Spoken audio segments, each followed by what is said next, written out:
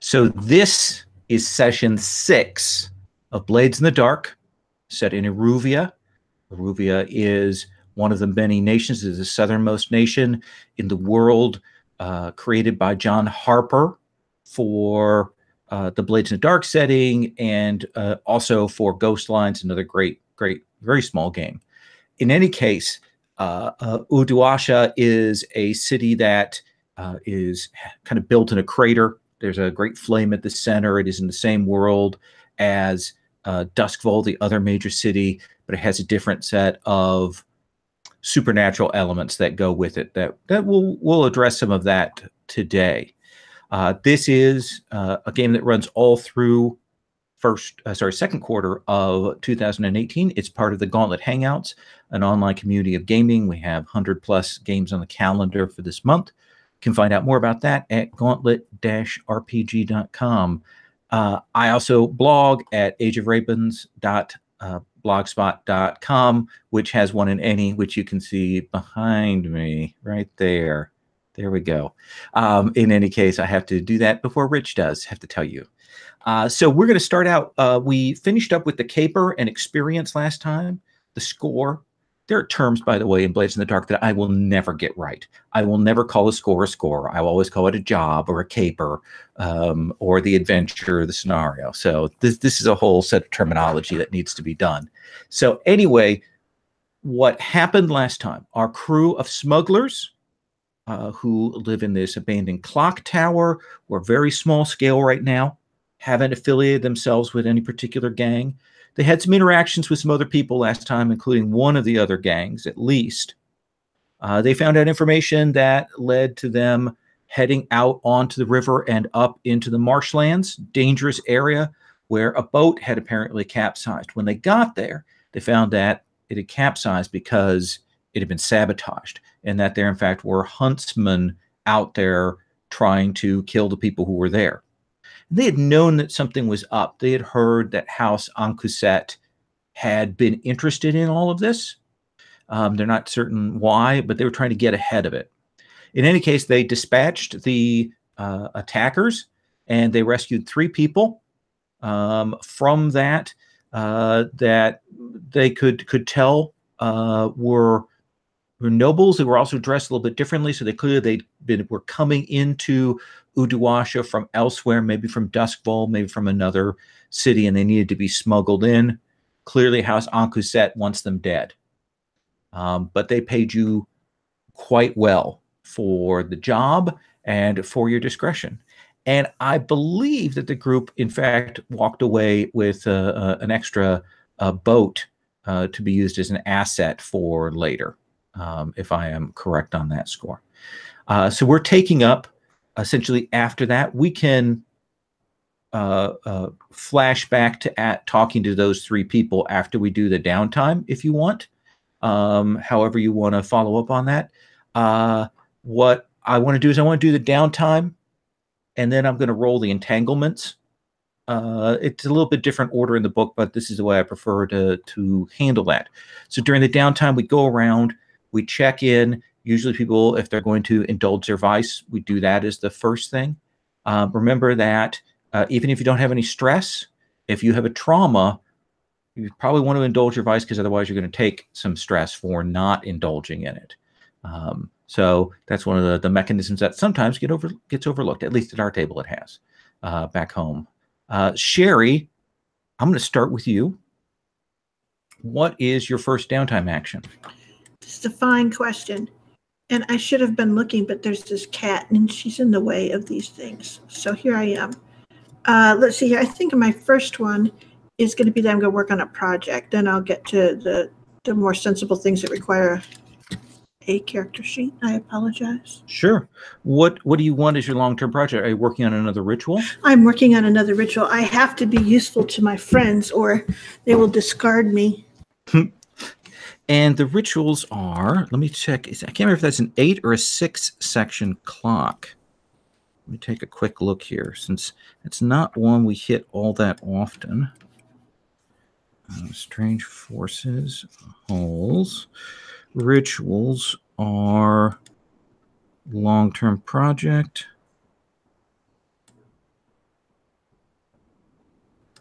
Da, da, da, da. 8-segment progress clock. All right, let's see if we can put some stuff on that. So this does seem like is this a tune for you? Do you think? It would be a tune or study. Okay, which do you think applies here and why?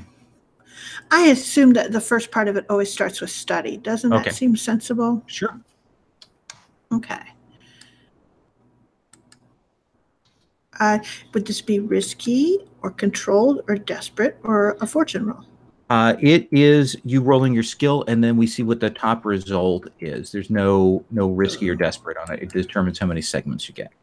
Okay.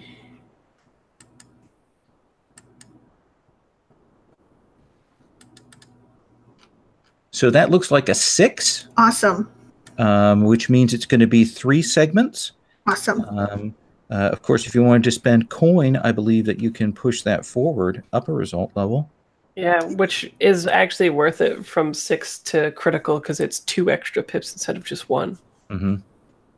Thank you for reminding me of that. Certainly, I would spend money to do that. Okay. Well, then we will move your ritual up. And when you get it done, at that point, we'll decide what it is. You don't need to define it yet. We'll figure out what the source is at that point as well. Okay. Okay. So let's move on. I'm going to go in order that on my sheets here. So switch. What do you want to do for your first downtime action? I want to get reckless. Okay.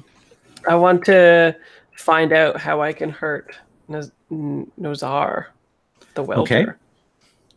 So that seems like a long-term project, right? Yeah, probably. Okay. So that's a classic 6 segment. Okay. I'll put that on the board. What do you want to use for that gathering of information? What do you think is appropriate for this? Is this hunt? Is it survey? What do you think? Describe to me how you're finding these things out. I think I'm just tailing him and being like silent in the shadows and making sure I'm not seen, especially after last interactions. But he was not pleased. So it sounds to me like you're angling for prowl. Yes, that is what I'm angling for. I am fine with that. Okay, and I think I will push myself as well so that in my next action I can burn some stress. That makes sense. Alrighty. I got a 5. That's a 5, so that's going to be 2 segments on this project. Yep. Oh, okay. Should I delete the one on the page then? I made one and then see I can go like that. Oh, okay. I've been just doing that. Yeah, you can do that on your page as well. Okay, cool. Yeah. We'll just double up. It's all good. Sounds good. Yeah, I forgot that they have those built in there, which is pretty cool. All right, so you will follow him around. You've got a sense of the area that he's working in, that he is part of a larger gang, and when you finally get that finished off, I'll give you some specific information on that. Let's come to our next character. And Irfan, what is it that you wish to do? Irfan acquired a great deal of stress, and so I want to lead off with indulging a vice to try to get rid of some of that. And what is your vice again? Irfan's vice is pleasure. Mm-hmm. Generally around theater and art, but other sensory pleasures are not out of consideration either. So let me ask you this. One of the things about the vices are that there is a possibility of overindulging or going down that rabbit hole. What do you suppose that would look like for you if you were to overindulge? I think overindulging a vice for him in the pursuit of art, theater and art, is that perhaps he ends up funding and like some disreputable theater troupe, hoping to start the next revolutionary culture event. He'll get talked out of some of his hard-earned coin for that. Okay, yeah, they get locked up in the time, or a little bit of time and money that gets wasted there. Okay. So you should have a relieve stress. Let's see here on your sheet, right? Mm-hmm. Okay. Or indulge vice, that's where it is. Yeah. Okay. I knew what you meant. Have you hit no that? bonus dice. There we go. Oh, crit. Nice.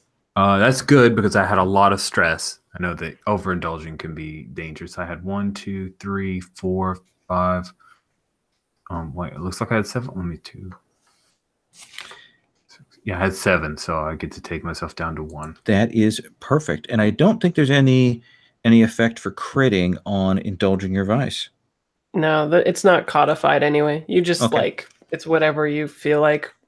So were you at 7 stress, Rich? Yeah, I was. So the total amount of stress is 9. Is that right? Yeah. Okay, so yeah, I had 2 empty spots there, so I'm down to 1. So you got a crit, so just clear all of your stress. Oh, okay. Well, thank you. I'll just do that then. What happened that really made you relax, that got a lot of the weight and that pressure off of you? I think that there was they called themselves the Ragamuffins. It was a indie little troupe of players, and they were working on this particular play. It was called The Folly of Leisure. And it like, I thought, like a Kickstarter, that was maybe 3 or 4 years old, that, the artists were releasing art for it, but you'd had no updates in over a year. And that the person who was designing it decided to completely change the entire system. Something like that I would never see, the Folly of Leisure. But sure enough, they trolled their little cart. He ended up coming near the clock tower, so all I do is come out of bed.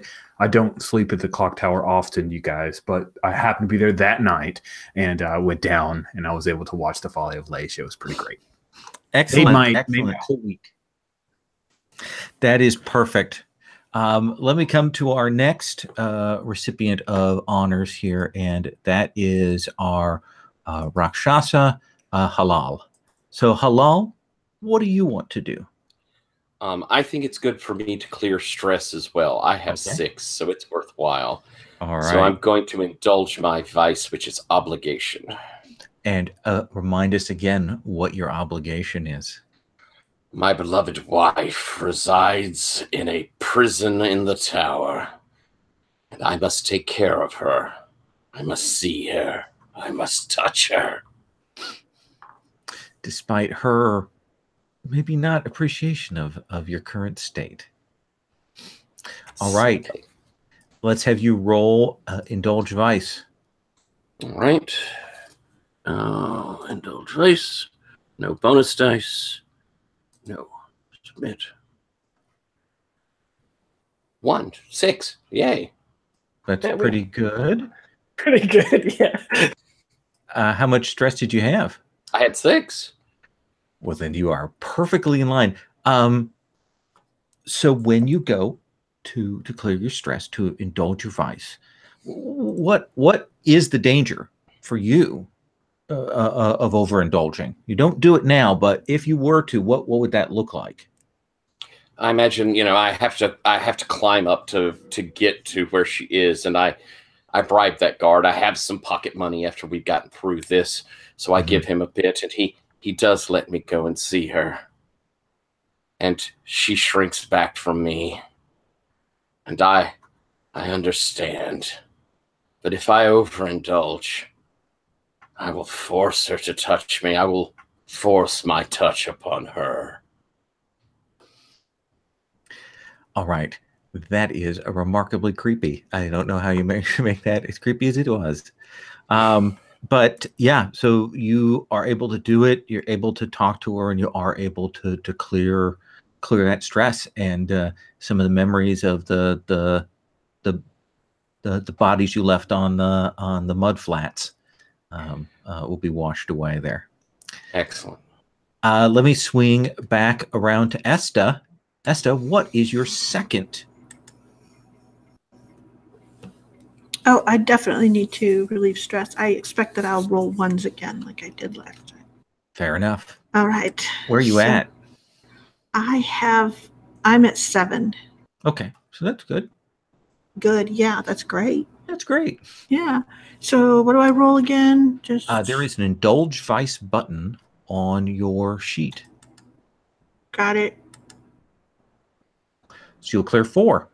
Oh my gosh, unprecedented for me.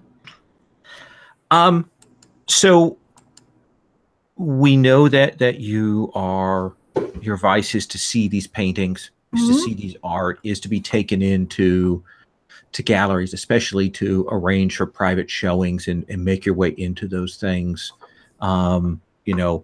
Perhaps galleries that aren't open to the public, exhibitions and collections that people don't want to show that you make your way into. What does overindulgence look like in that context? I think it's where there's that intersection between over-familiarity with gallery or artist folk and my inability to pay any substantial sum to make that worth it. As long as I can keep my distance socially but still be admitted and not get not held as a for a ransom, that would be good. Okay. So that sounds good. So let's come back to Bijan. Right. Bijan, what is your second? So if I indulge my vice, what is the consequences of not doing that again with the trauma?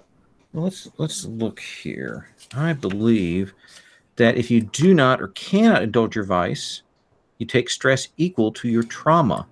Oh, okay, so it'd be 1 stress. Yeah, it just cost you 1 stress, but you cleared all your stress from last time when that went off. So yeah, well, I'm gonna indulge it anyway because I just took 2 stress, and my what is it?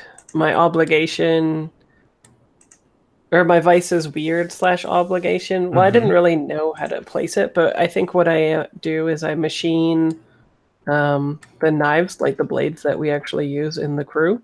And I'm trying to make like a special knife this time, and it's got an earmark for one particular welder on it. And part of your own sort of family ritual and things. It's not just an act of welding. This has sort of ritual and symbolic significance for you. Yeah, and I have a picture of what I think it would look like as well. It's looks like it's from some side of foreign stone or something like that outside of the city, perhaps. Okay. Don't know. Okay. I see. Handmade by Alonzo Knives. Yeah, yeah. It doesn't say that on it. Yeah, hopefully not. So you only have 3 stress. Yep. So we'll see what it's happens. a little bit risky. So why don't you go ahead and make that roll for me there? I overindulge. Did you now? That's shocking to me that you would have overindulged there. It's true. It was only a 50-50 chance that you would have overindulged, I think. That's true. So let's look at overindulgence. You've got some options there. You can select or add I can roll another entanglement when we go to entanglement rolls here. You can increase the group's heat by 2. You can go missing for a while. Or you get tapped out. Like the place that you go to forge this, the special ritual place, boots you out for some reason. Yeah, that's what I was thinking of, is tapped, because, like, I think that probably using this stone is not particularly intended to forge knives. It's like a holy place kind of thing. So I think they're... Right. We've talked about the water bearers and that whole sort of thing. And what happens? How are you found out to be doing, to be making a knife in a place that you're not supposed to make weapons? Yeah, I think maybe I initially took some of the stone, and perhaps there's like a visitor from my particular tribe or whatever they're called in this, and they see me machining it, and they sort of like get incensed by this and tell me that like this is not meant for that, and I am not like in keeping with our belief system, basically. You are banned. You are not allowed to return until you have cleansed yourself of this. The thing that you have made here is the symbol of your worldly attachment and your anger. What you've made there will only bring you suffering and harm.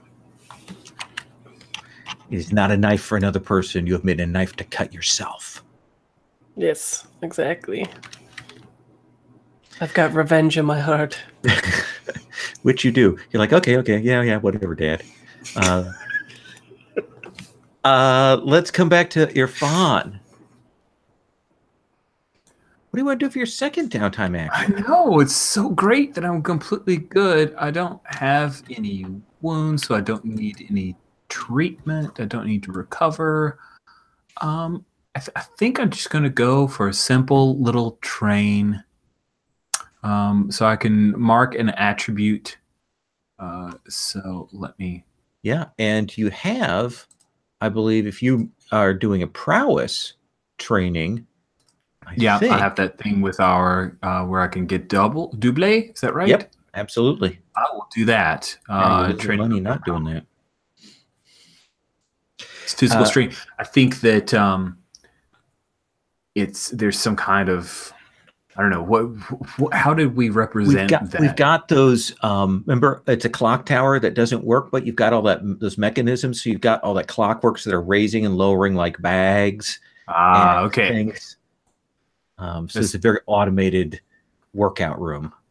Irfan late at night, he strips to the waist, and then he goes at it. Let me ask you this.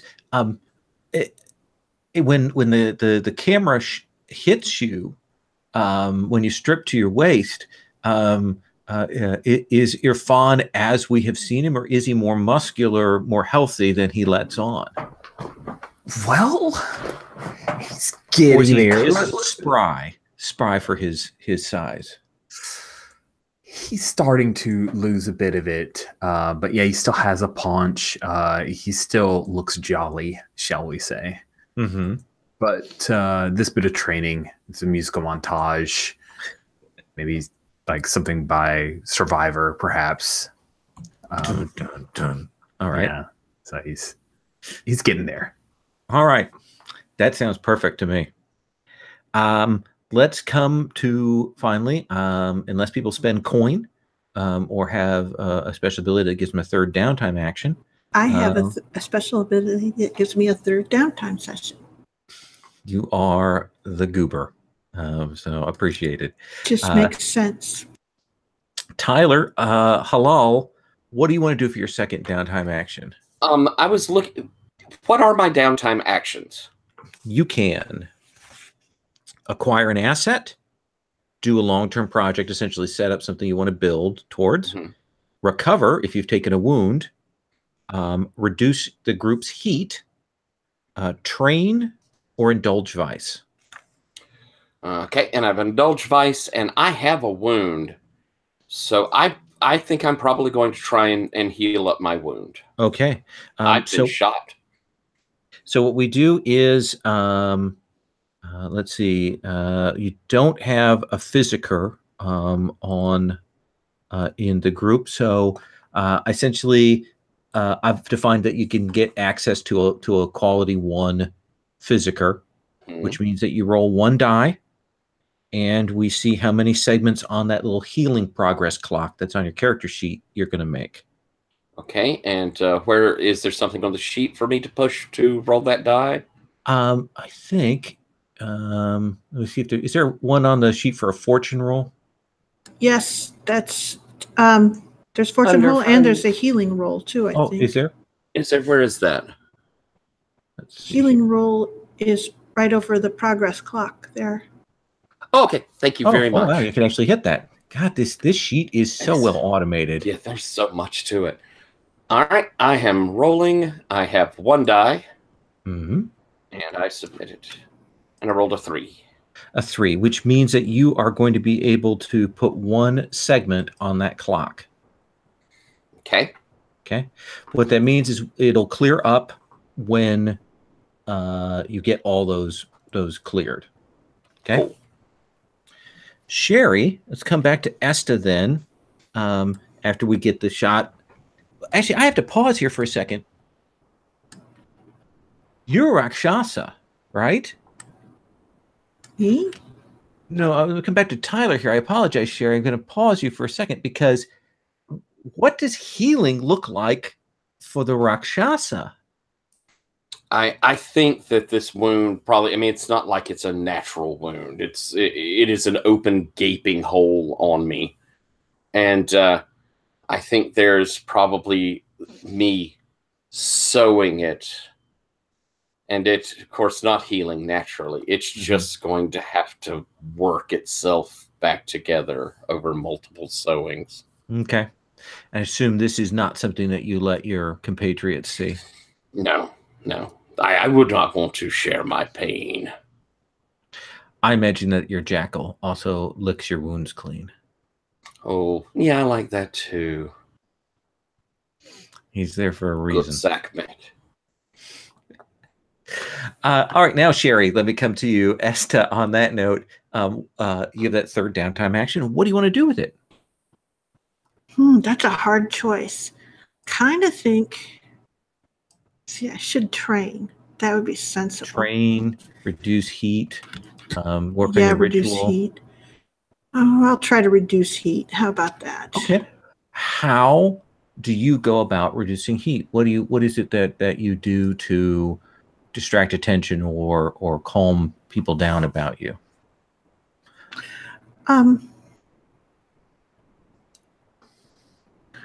I think that the most sensible thing is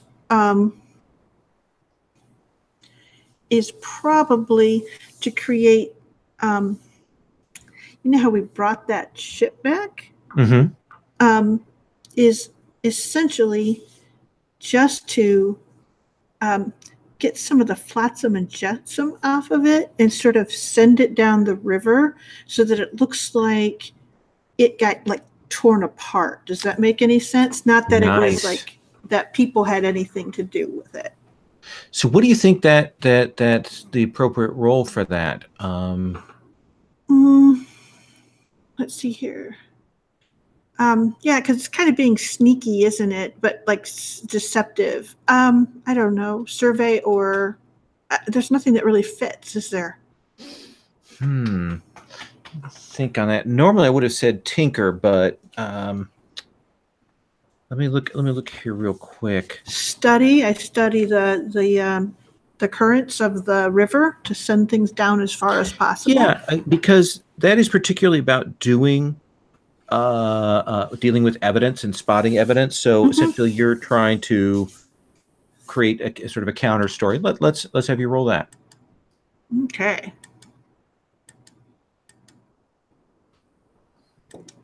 So what did you get there? Oh, an awesome 3. 3 is my max. 3 is your max, and so I believe that is only going to reduce your heat by 1. Oh well. Yep. But that's not bad. Does anybody else want to take another downtime action? It will cost a coin to do it, but you are welcome to do that. Anyone? Okay. Did we buy a vault? I believe that. Let me check the crew thing. I thought that you had. I'm like 90% sure we did, yeah. And we put some money in it? Last time, yeah. You have 8 coins in your crew's vault right now. Good. I just wanted to make sure we had done that. Okay. So we're back in Uduasha. What I'd like to do is I want to check in on some things, where people are at. And I want to maybe take a look at some parts of the city and ask some questions about that as we go along. So Iruvia, there are deserts out in the plains, but there is still weather, there is still rain. And so we probably come in, the city is almost always dark, just because of the nature of the lack of sun, and we've got those fires. But when it rains, when it comes down pouring rain like it is now, imagine that washes all the streets and stone, clear, washes everything towards the center, because this is a crater with those tiered neighborhoods and so on. So I imagine that there's pipes and venting and things running down stairs and stuff.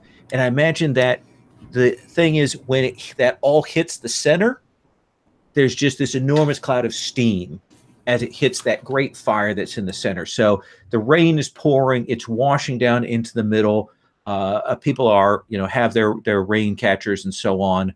But there is that sort of steam bath that is going on in there. So let me ask you this, because you have been, Bijan, you have been following this gentleman from the Irajin gang, right? We've got 4 gangs.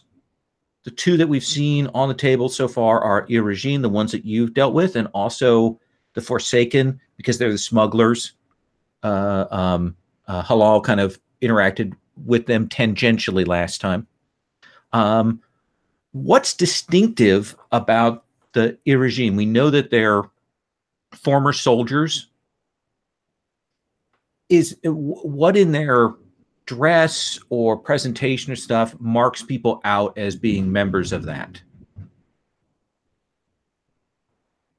And you said they were like the protector of the people ones, was it? Yeah, they're a little more. They're still a criminal organization, but they're definitely more Robin Hoody than any of the other ones. Right. Maybe they dress down then, like if they want their perception to be that they are Robin Hoody, then they don't. Part of it is to be like, whatchamacallit, not too flamboyant and be like a man of the people dressing type thing. Like they don't like maybe people that buy too much gaudy stuff and whatnot get reprimanded. But they keep with the traditional crew stuff of like specific colors. Okay. And what's their color? Let's say like forest green. Okay. So unlike a lot of the gangs, they're not showing off. They're dressed down, but you'll see those marks. Is it for the forest green marker? Do you imagine it's just that they wear those particular colors, or is there a badge or a marker or something that you see and you know that they're part of the Irajin?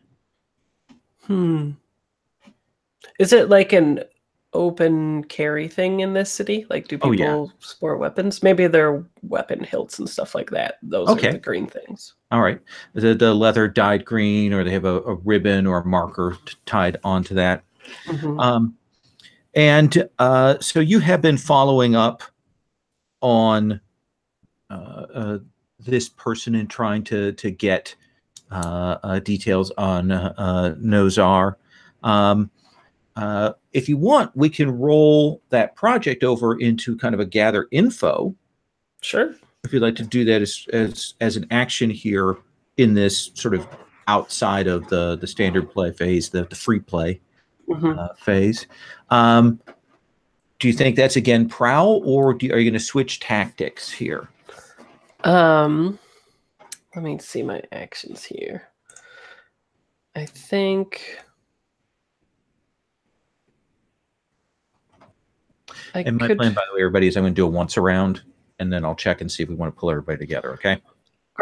Yeah, if we had all come together in like a gathering around the fire and stuff, I could potentially seeing it being like study instead.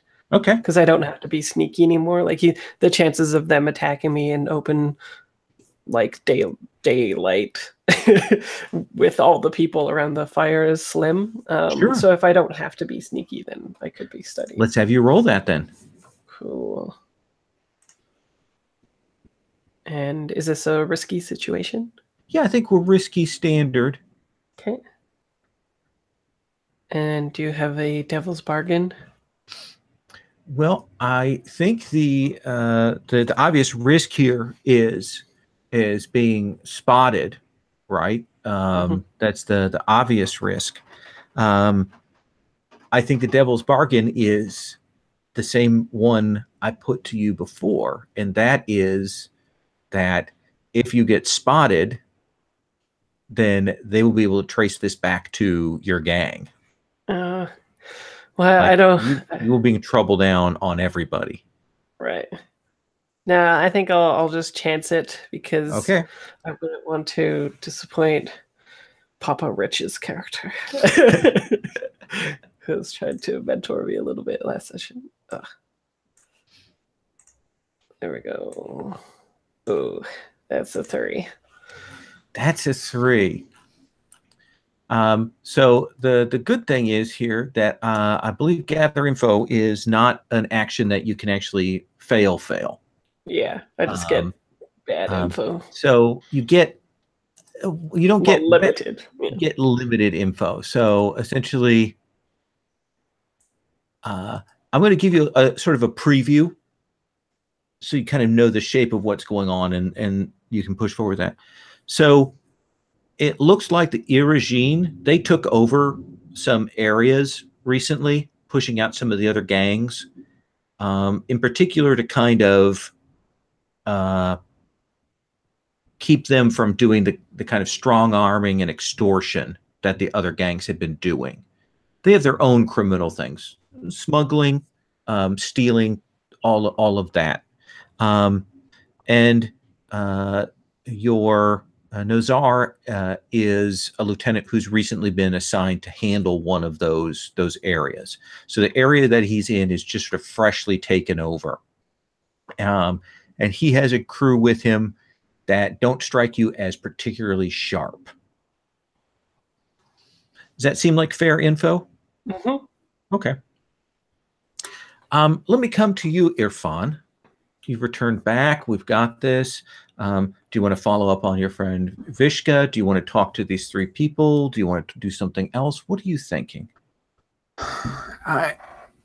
After some time away to consider, and the realization that Nusha is a grown woman and she is capable of making her own decisions, and she also has an unsavory job like occasionally I do, I would send a letter through Dar to her, inquiring if she is well or if Vishka is causing her any burden whatsoever, even the slightest, teeniest, tiniest burden, for which he'd die. And I assume that she's a consummate professional, right? I would imagine she's a professional, but I also feel, Irfan feels that they have forged a bond of honesty. She could, now, of course, she could very well be playing him. Well, let's see. I think actually, let's do a consort roll. Okay, let's do that thing. Yeah, let's take a look at that. I think this is controlled, standard. I don't think there's any real risk here in this situation, but we kind of want to know what the relative success is. Sounds good to me. I got a 6. Right, I count the highest of the dice, right? Absolutely. So 6. So when she writes back, I mean, you can tell there's genuine affection. You're not like a lot of the other clients. And while she clearly doesn't care for Vishka, he pays well. And she needs to put that money away, much like you need to acquire a stash. She needs to be able to someday leave this game, because she won't be able to do this forever. And while it's a little bit regretful, perhaps the language of the letter, she definitely doesn't want you to come after, but you can see that there's something there, something maybe unsaid there. Okay. Does that seem fair? It is very fair. Let me ask you this, because I'm trying to ask about the scenes and things like that. We know that the city is built in those tiers.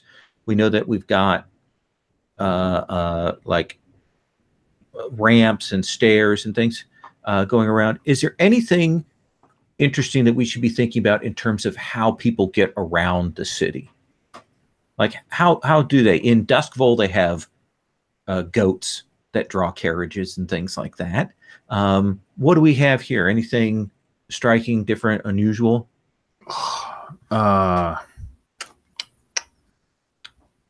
Something Persian. I don't know. You are trained in this culture, whereas I am not. Yeah, that's what I thought, and I thought that was way too typical. It's a fantasy thing. So anything you can think of that you would like to see, that you would like to see Irfan ride around in. Oh, okay.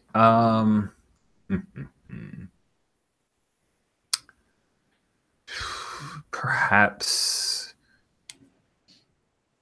there are palanquins and small chariots. Okay. A chariot sounds interesting, but maybe it's not drawn by a horse. And something bigger, more solid. Llama drawn chariots. There you go. Something crazy, little AOSR, little weird. There you go. That just shook my house, that thunder there. So I don't know if you picked that up on the mic. Oh yeah, we definitely did. So we've got these llamas, and of course they're super useful. Llamas give milk, and they can give wool, and all of that. But they're like camels. They are a rude beast when they wish to be. But they do draw around on the palanquins and chariots there, and they're good animals for keeping their footing, especially in these times when it's raining on those ramps. People have to be very, very careful there. So that seems like a great idea. I like that. Cool. All kinds of colors, or one distinctive color, or I think that they generally tend between like a white to almost a honey blonde to a brown, but the white llamas with dyed hair colors to attract people's notice is very, very popular. So llamas as one of the animal fixtures. We also know that the other major animal fixture of the town, a city that we've established so far, is owls. Owls are everywhere, of all shapes and sizes and things like that. Do the llamas and the owls get along? God, no. No, of course not. Yeah, llamas spit at owls. It's great. Okay. Great. I love it. What about the owls? There are owls all over the place. The major bird, owls are like pigeons here. All kinds of owls everywhere. They're the most common bird in the city. It's why the the guard, the Yalim, they actually have hawks because they're so rare. Whereas owls are everywhere. So wait, the owls are they're like pigeons. So these aren't owls that are used to tell young kids that live under the stairs that they get to go to a magical school. No, they are not. They're not used for any messages whatsoever. They just poop on things. Yeah, there are a lot of owls. I suppose there are people who probably train owls, but most of the owls are just these kind of wild, feral bird beasts. Wow. I'm with the llamas then. Okay. All right, Tyler, let me come to you. I have a question that I'm going to start the framing here, and then we can talk about what you want to do. Mm-hmm. There are 4 great stone objects in Uduasha. Great black stone pillars. They are said to be the imprisonments of the demons, the demon kings that fell from the sky. And they are spread across the city, not equidistant, but there 4 of them are there. Mm-hmm. We know that they're large, like Stonehenge, but bigger, and they're this black crystal. When you approach them, what else do you feel anything? Do you sense anything? Do you see anything yourself or people in general? Tell me what that experience is of being near those things.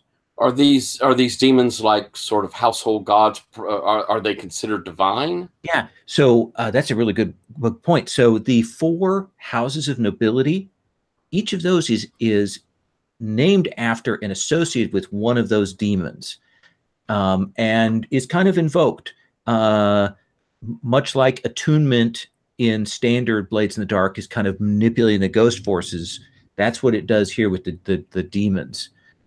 They don't manifest the demons unless you're really nasty. But yeah, that's the thing, is you've got these four families and these 4 demon princes.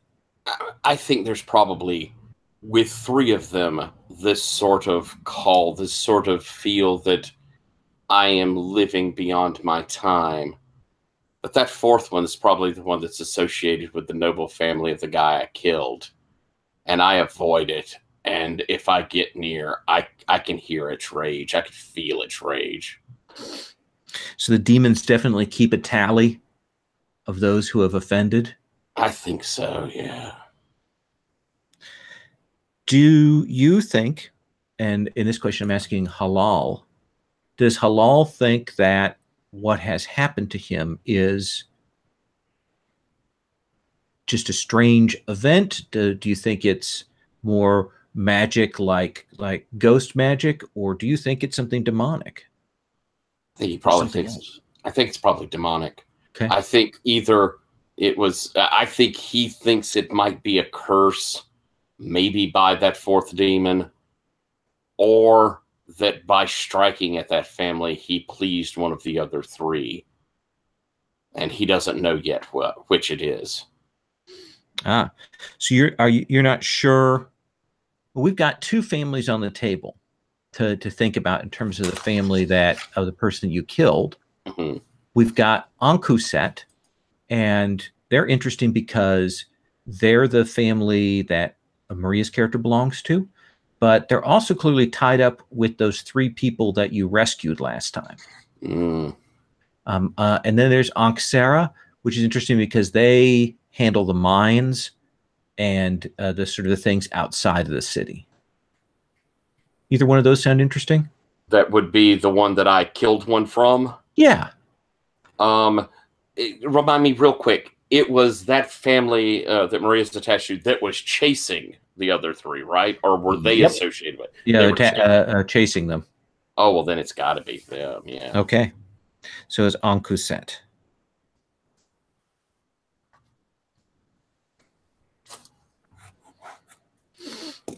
All right. Is there anything else you want to do before I move on to Sherry?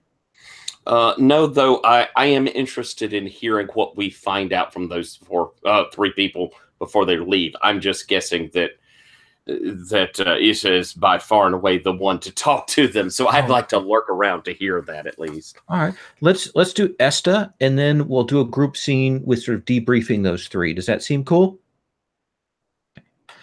Esta, let me come to you then. Certainly. What do you want to do in this time? What is it that you're looking into? We know you've got this ritual that you've been working on, and you've dealt with your archaeologist friends. Anything that you have on your agenda, or shall I throw something to you? Well, I think one of the things is that I've been scurrying because I'm trying to get the warehouse and stuff set up, and it occurs to me that we had actually made a run at a warehouse and made an enemy when we were doing that.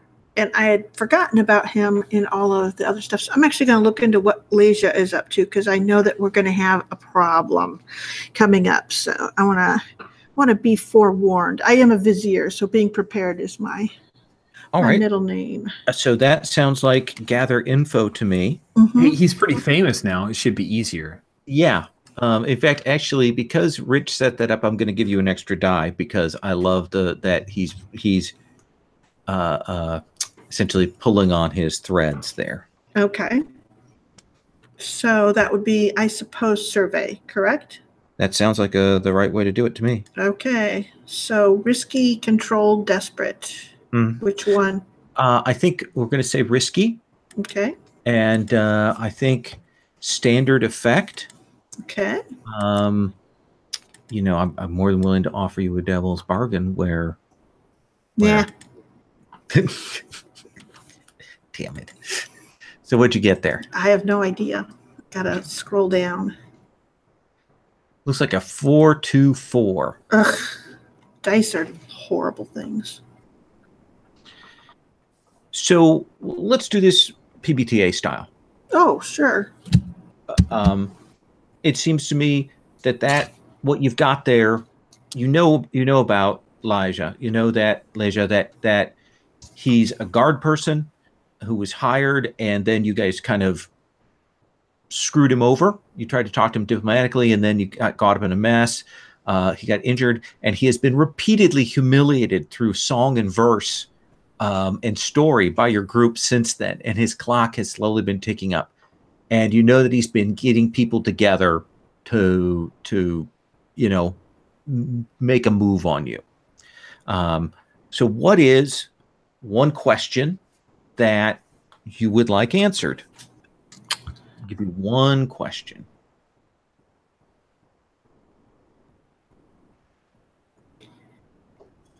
Which of his people can I hire out from under him? That is a good question. All right. Let's male or female? Sensible. Okay. So female. Okay. There is a woman named Zainab. Zainab. She is the one that the others describe as, how do I put this? She never wants to do anything. She's always second guessing us. We want to go and, do these things. And she always like, wait a minute, maybe you want to stop and think about this, and that's how she's described, is as the sensible one amongst the Leisha's group. And that might have been a thing that could have swayed him early on. But Leisha's furious. He is, at this point, he wants bodies on the floor. Okay. Yeah, sure. So I will approach her and say, sounds like it's going to get a little bit hairy there. It's just, I know when you're looking for work. And I'll say, we have a position. So you think you want to just kind of lay that in there for future? Mm-hmm. Okay. So we'll assume that you kind of planted that seed, caught her when she's not with the rest of the gang, and she definitely hesitates. Okay. And you think a little more pressure, a little more work, you might be able to pull her over into your circle. All right. I think if I can just time it for after Leisure or one of his does something really stupid. That shouldn't take too long. Okay. He's Based getting ready on- to do something big and stupid, isn't he? Well, he keeps getting pushed. He's kind of a little bit lazy, but there have been some things that have happened that have shifted him. I don't know any of these things. That is probably true. So let's come back to a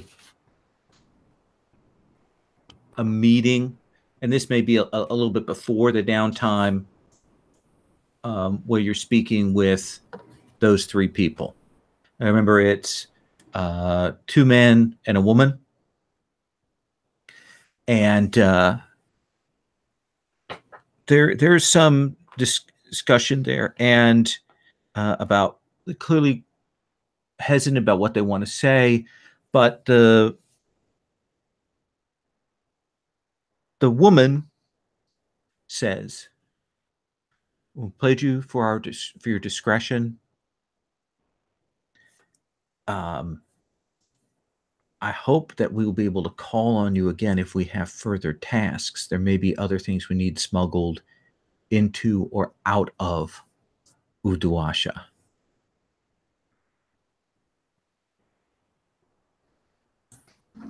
I'll look to our boss, but I'm nodding, making sure that Esther's good with it. She's nodding. She goes, "You'll be okay?" Says, there are people here who have been awaiting us, and we will go to them and we'll be able to find sanctuary.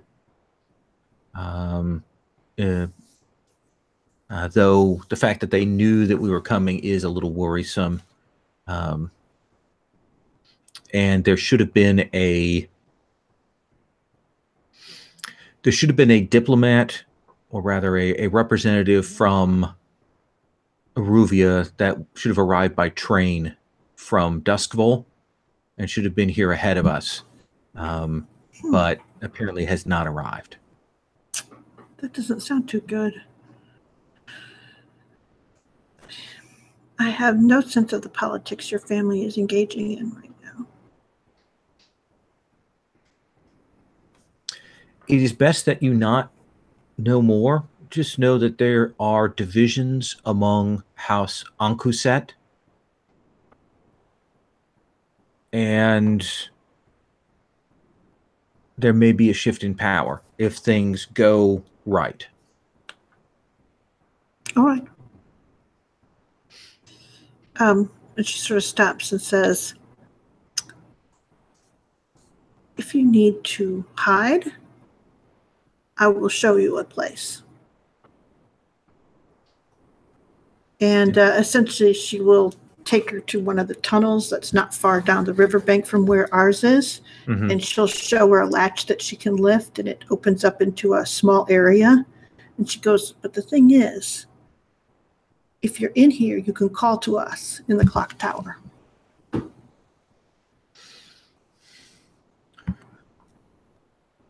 All right, we owe you a debt.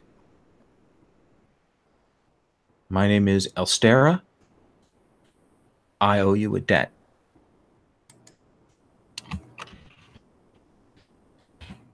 If you ask around, you'll find out who I am. Know that I will repay that if you need services, if you need assistance.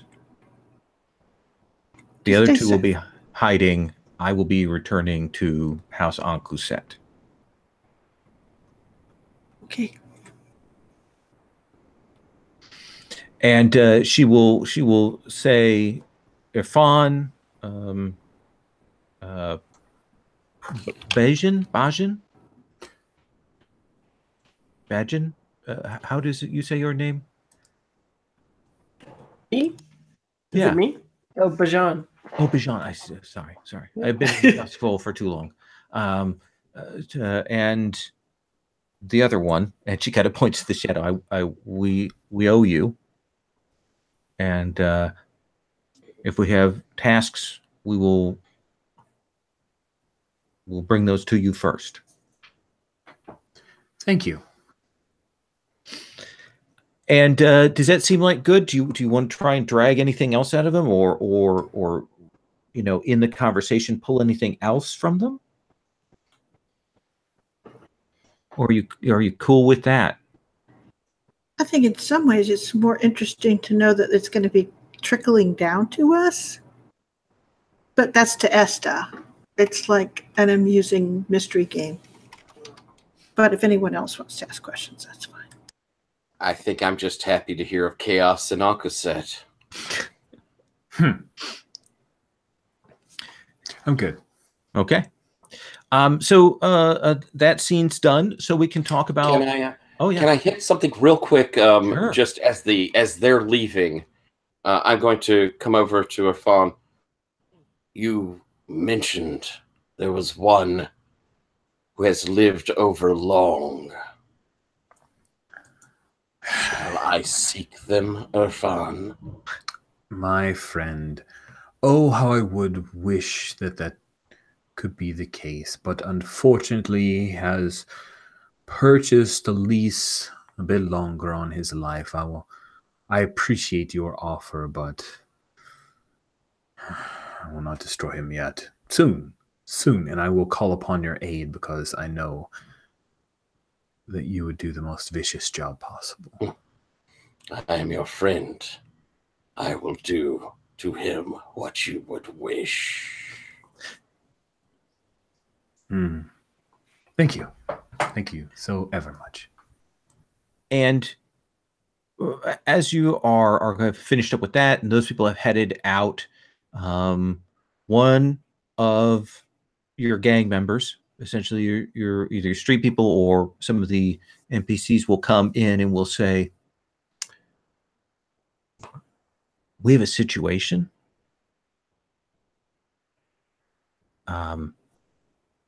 Our people are out moving things and with the warehouse and so on. The Forsaken have clearly caught wind of us and are pushing more heavily, and Esta's name has come up a couple of times. I know we've talked about what we would do when we got big enough to draw that kind of attention, but we may have to decide now how we handle that. If we fight back, if we ally ourselves with someone, we need to decide that. Or else they're going to be coming in here and kicking down the door. You're muted. That would not be good. This is where we take our 5-minute break. Okay. And we'll talk about that when we come back from the break. Nice.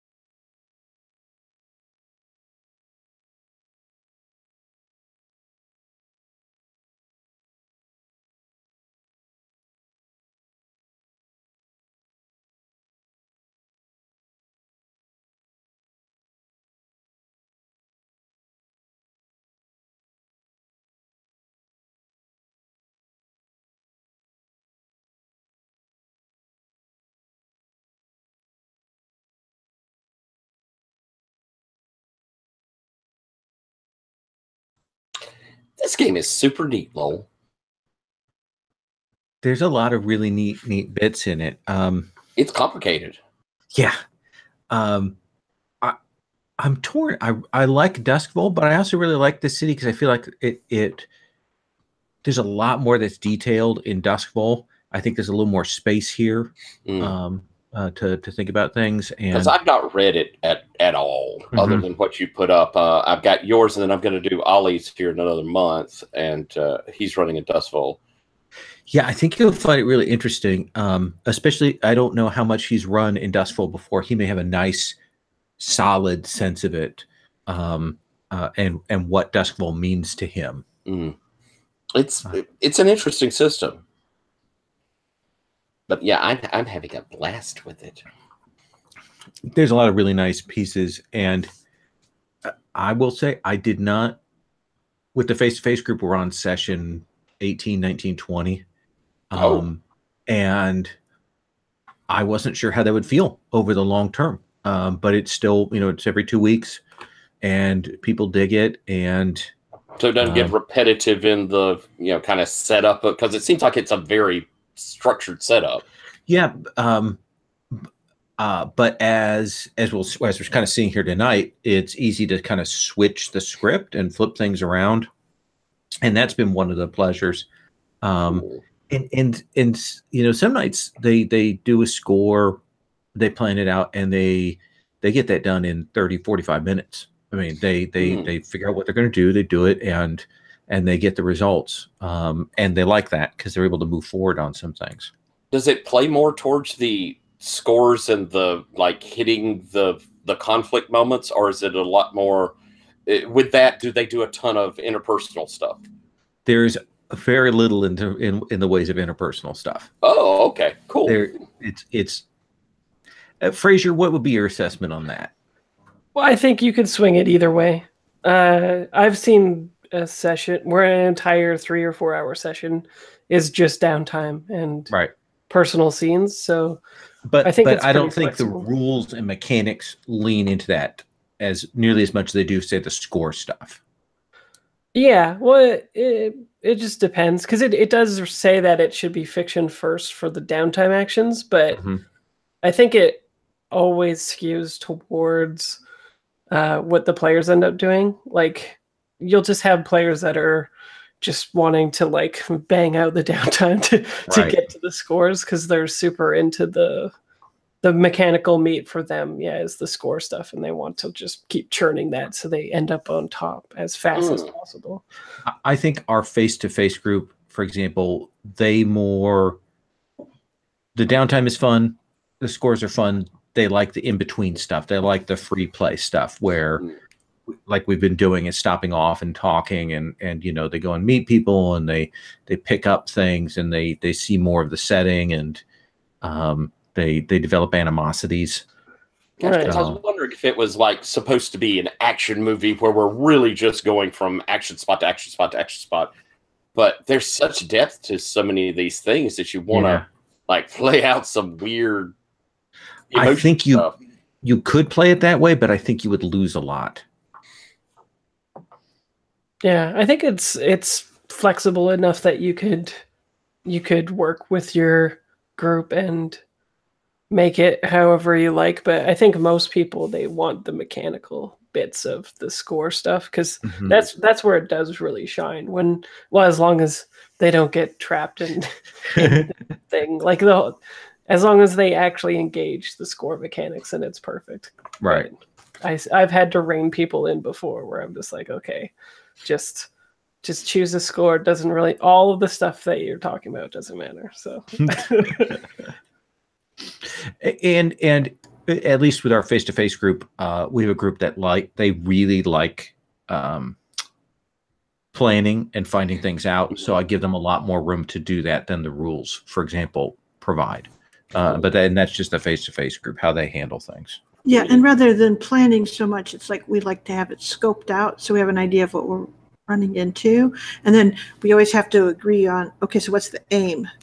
Because there's a couple of us who have very different attention spans. So do the clarification step and everything goes smoothly. Fail to do that, who knows what will happen.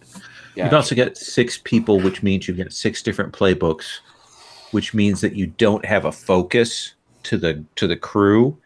You've got almost everything covered, but it also means that if you're doing a talky thing, then the people who are shooty have to really work to get themselves in on that, and I have to work to give them opportunities then. Gotcha.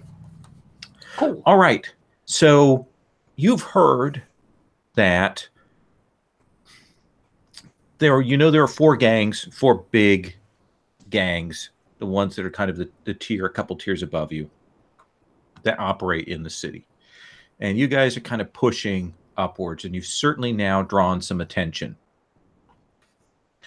So the question I need to put to you then is, how do you want to handle that? And I will come to the member of the group who the gang is named after. All right.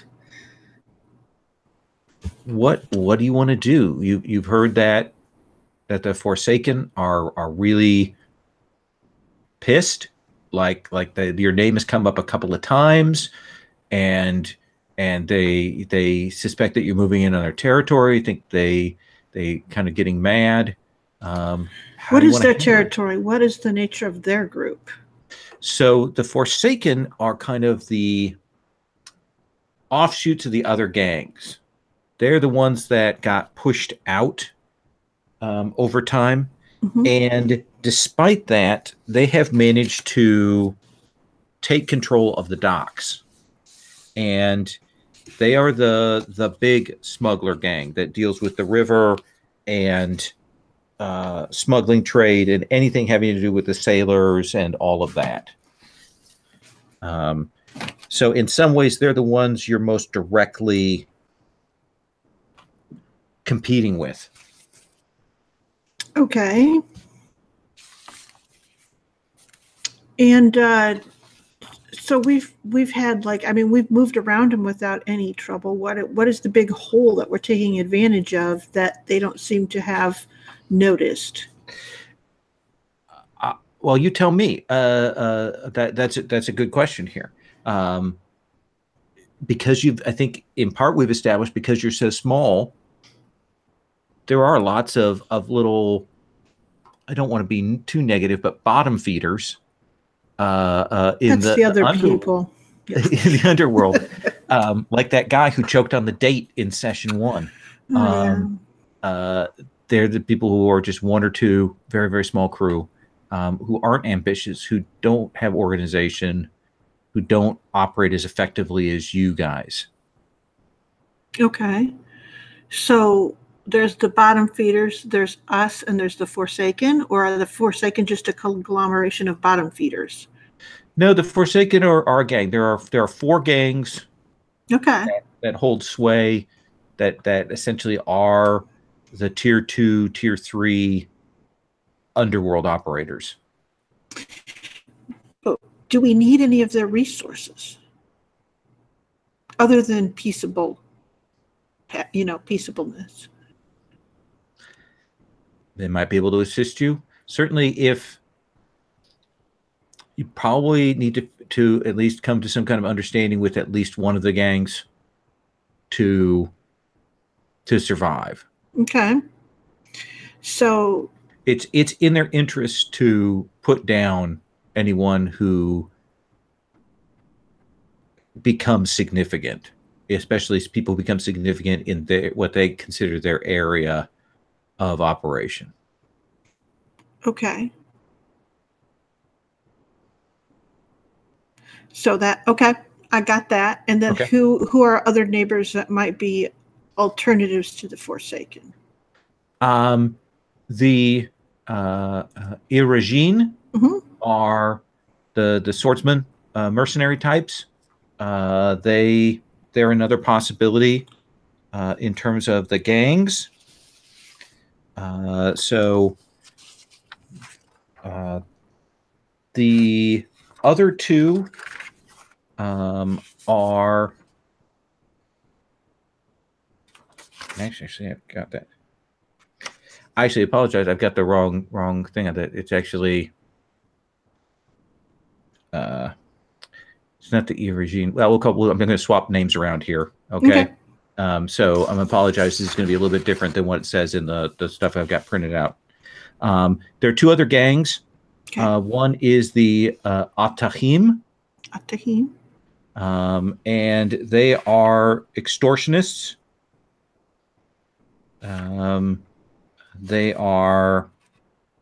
They essentially overlook the bazaar. And they are the one that are kind of in the Irugine's face. They're the ones that are battling directly against them. And then there's the Hadraken. Okay. And they are a criminal faction of mystic thugs. They are a blood cult associated with purity and Iruvian No, nationalism. thank you. Okay. So, I'm a head rocket and we're cool. so I think that in some ways it makes sense for us to work with the Forsaken, in the sense that you go, hey, listen, Forsaken, some people don't want to do business with you. You still want to cut at that? We can do that. We're the not Forsaken. So how do you want to do that? Do you want to try and arrange a meet? Oh, no, I don't want to. I think Irfan is the one. I want Irfan to handle that because I'm not good at those things. Okay.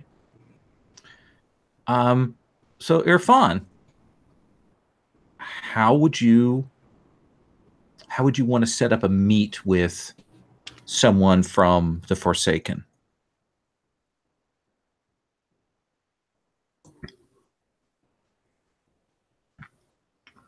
I'd like to do a bit of research and try to find out who are some of the lieutenants involved.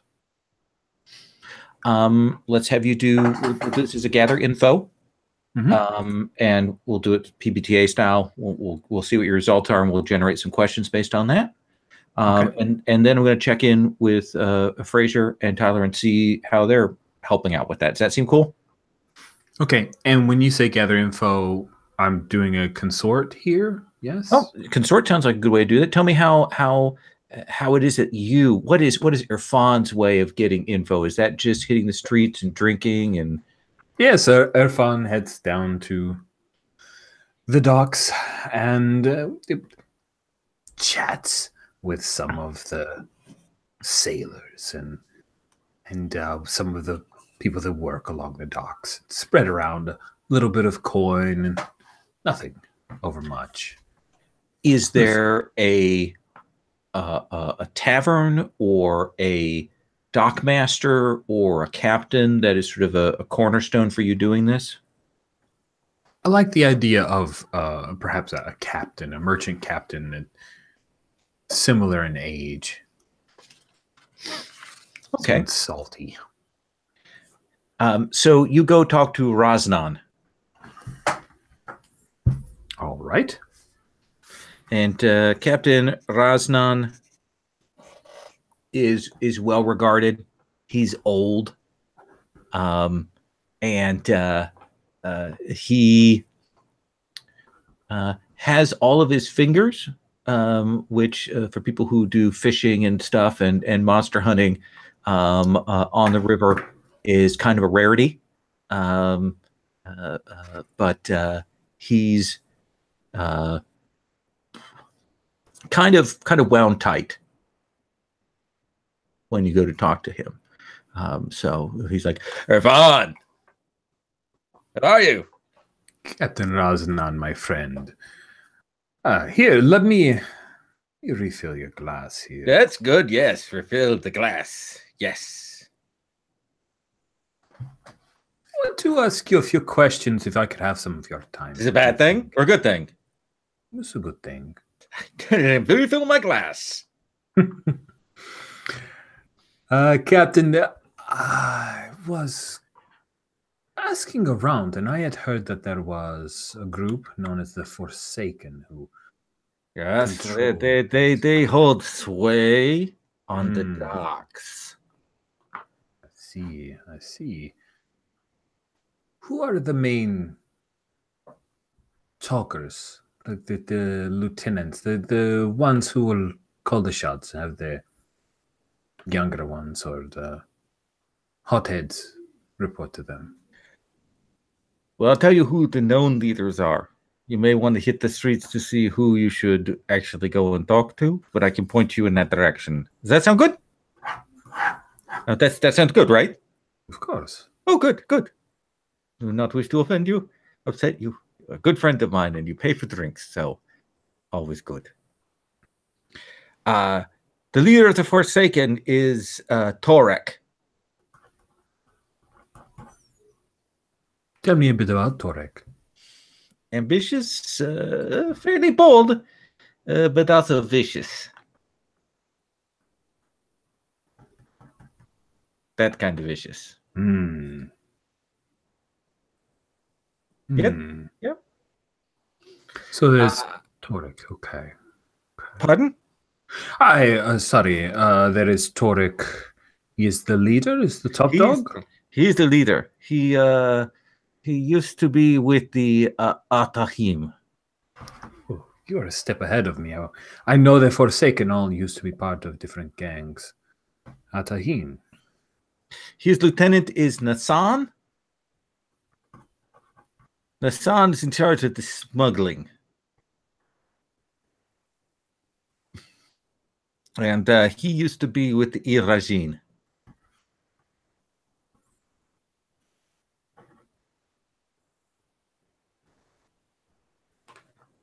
It's good? It's good. Good. There we go. I like it. So let's have you, since he can give you directions to some other people to hit, let's use that as the starting point for you to make that consort roll. All right, sounds good. Position is risky or control? I think risky because these people are looking for you guys. Okay. Well, I happen to be looking for them. Well, those two may meet. Standard effect? Yeah. Though this is a gather info, so you unless I see like a whole bunch of ones, it can't truly go bad. You see 1-1, but you also see a 5. Okay. Is it when we're able to throw in things to help him? Yeah, I mean, you could certainly narrate how you're assisting him, and you could spend stress, or you could describe how you're doing to increase his effect. That's a possibility here. And as he's moving through these folks gathering information, I think I'm probably keeping that, discrete distance behind to make sure nothing horrible happens. So I think as he's moving through, I'm probably trying to add a little bit of intimidation to these people telling him the truth as much as they can. That they can kind of see this dark shadow that lurks there behind him. So let's do that as a roll, and we'll increase his success Okay. if you're effective with that. Oh, okay. Does that seem like prowl or hunt? Or how do you want to call that? I feel like prowl probably. Okay. Then, what do you feel about having this shadow behind you all the time? Oh, he's my friend. Of course, I feel very good. It's great to have something to fall back on. He brings something to the table that I do not. risky, controlled. I think this is risky. Risky. And standard. Standard. And a bonus. And I got a 4. Okay, so a little bit of assistance there. So, Rich, give me some basic info. I think we can. You what was your first? Your first roll was 5. So, I'll give you 2 questions, and I may even have you shape the answer. So, what is it that you want? Who is it that you want? Do you want a way into one of these people, or do you want another person who is a really good access point? I I have two questions. So the first one is to find out about Torek's lieutenant Nassan, because he's in charge of smuggling and doesn't have an immediate reputation as being vicious. Trying to find out a bit more about Nassan and if there is any scuttlebutt about why he was ousted from Irujin. So, Nassan is well regarded. He's a fairly charming person. That he gets along with people. However, whatever caused him to leave the Irujin, he lost all the teeth in his bottom jaw. And those have been replaced over time. So he has this bizarre rainbow effect of different materials for the teeth that he has. They're clearly done by different craftsmen. And he is very, very sensitive about that. And he will kill a fool who makes any kind of comment about that. That is the one thing that will set him off like nobody's business. Otherwise, apparently is actually quite decent to deal with. Does that seem like fair info? It certainly is. And what is your second question? You'd offered up a thing that I was also going to angle for. What is another person that would be an easily accessed, who has some access towards the leaders, but is more visible, younger, easy mark? Nassan's sister. Her name is Seven. And she has been trying to get in. She wants to be part of this. But Nassan doesn't want her to get too involved with it. So he definitely, when people treat Seven well, he treats them well. And that you kind of follow back that line, that is very much an in for you. Lovely. Does that seem good? That seems quite good. And are you good with that, Tyler? Okay. With Tyler's help, he just helped me get those two questions. Well, I mean, if you think, actually, let's see. I'll give you a follow-up to that. You can ask that, or we can hand it to Tyler to ask. Oh, yeah, I definitely want to hand it to Tyler. Yeah. Tyler, you've heard the answer to those two questions. You helped him out. What's the follow-up that you would think of? I think I want to know a bit more about this Seven than that he cares so much about, and and her situation. Is there a way for me, as this, I'm the background as important people are talking. Do I hear something about Seven from his people around him?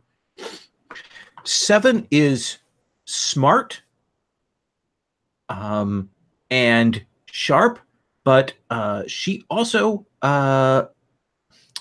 she was burnt quite badly when she was younger, and so she still has some scars, and some people find her off-putting because she had the fire was actually one of the fire from the central hearth, which has those strange properties, and she has one eye that moves between being kind of cataract to non-cataract, and it kind of changes when you're talking to her.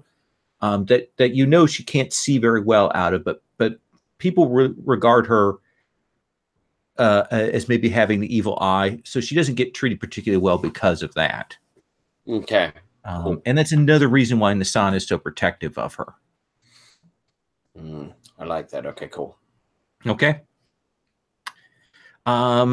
So with that in mind, let's come back over and see what Bajan is up to.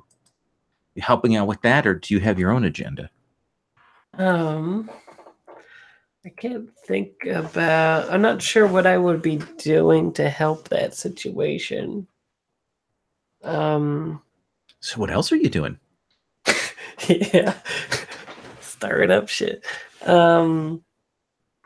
Yeah. Are you still on the path? You've got that blade. Is that still in your heart? Are you still reckless? Yeah, yeah, I'm still reckless. Do you want to push it one more time? Maybe this time you can figure out his secret. Sure. Yeah, that sounds fun. Okay. So I guess I think I'd be back to the shadows because I guess the people have dispersed. Absolutely. So let's have another prowl roll. You know what my devil's bargain is. Yeah. I think I'll be careful not to have things that tie me to the group again. You spending stress? No, I'll chance it. Sure. Oh, I failed. So here is what I think happens is you're following up on Nozar. Mhm. This is just kind of finish the job to find that last little puzzle piece. Let's leave aside the gather info thing for a second. This is you completing that. And I think what it is you've been sneaking around and you've managed to make your way into the hideout that they use. What do you suppose that is? What kind of shop or place is it that Nazar and his people hang out in? Spice, wine, nut shop, flowers, honey, a bar. Maybe honey, because it's for like the people, right? For everybody. Okay. All right.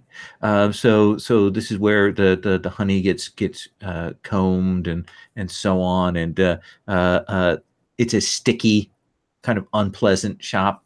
But they make all the various candies and things in here, and you're in back, and you hear Nazar talking, and it becomes pretty clear to you. You finally get over here that he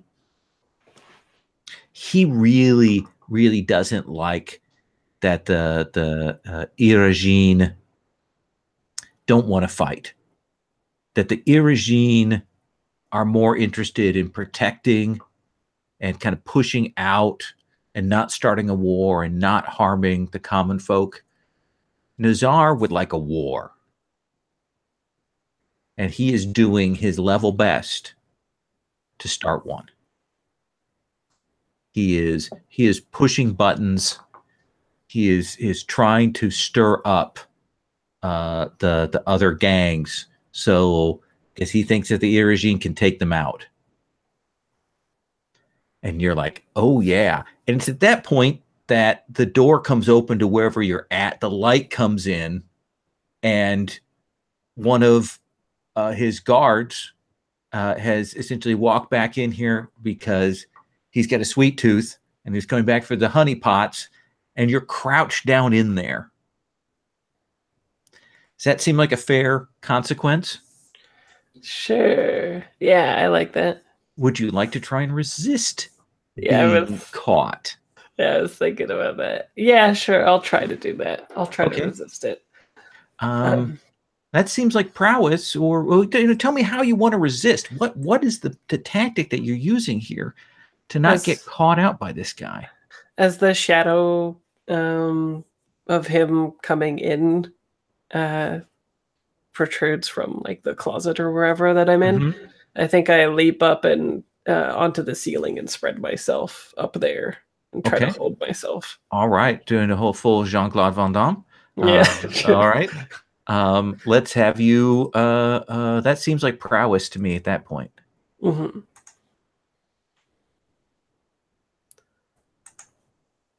Oh, and I got look a 6. at that. Yeah. You're a badass. Now, it probably is the whole scene of you holding yourself up there as the guy comes in, you see him cutting wax seals on these jars and like sticking his fingers in, glopping, and then sealing them up very carefully. Yeah. And you kind of the sweat starting to come there as you're holding yourself. And you see him start to look up because the nicest honeys are on that top shelf. And you're kind of trying to scoot so your knee isn't too visible in the shot. And just as he's reaching up where you know that he's going to touch you, you hear, what are you doing in there? Oh, no, nothing.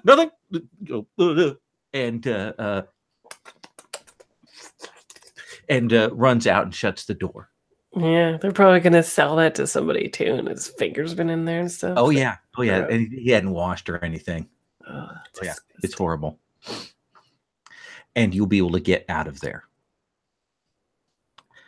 So I'm going to cut back to, I assume Irfan and Halal. You can pass that information on to Esta. We'll cut back to that.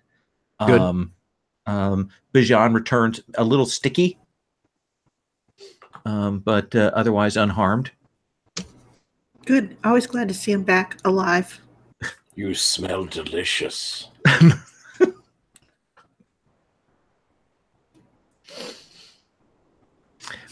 Let me ask you this, Bijan, what is your take on halal? I think halal freaks me out. I think I probably were like told stories about that, especially if like my family are Hedraken from like before they had transitioned into criminal endeavors, more of the like actual spiritual, mystical stuff. So Tales of the ghouls that crawl up out of the crypts, that kind of thing. Yeah, I think I'm like a really cocky, streetwise young man, but when it comes to Halil, I'm like quaking in my boots a little bit all the time. So when he says, "You smell delicious," yeah, I think what's like your reaction? I think maybe Halil, depending on how well Halil's sight is, maybe you see all the hairs stand up right on the back of my neck and all my arms and stuff. Excellent. So Irfan, Halil, lay that information out. So how do you think you want to proceed now? To a wide open question, but Esta, I think it's kind of put in your lap at that point.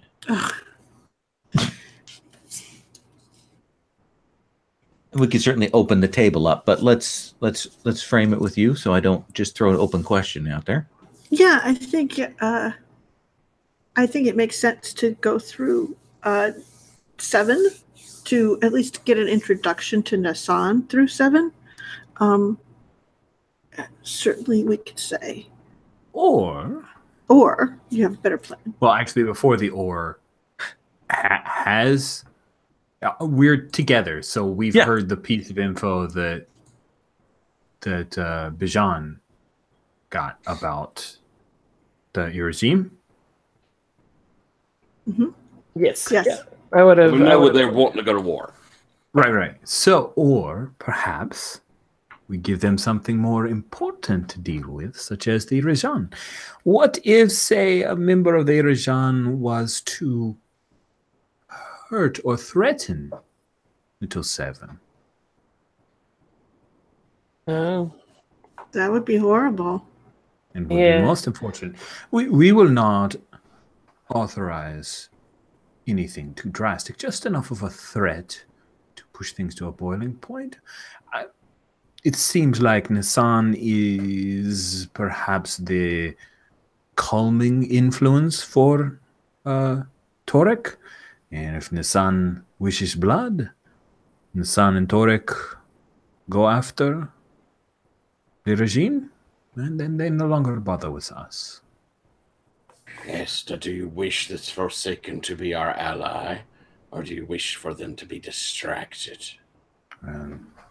of course, this is Estes troublemakers, but any group that is led by a man known to be vicious is dangerous. That's not how we operate, or how we have not operated until now.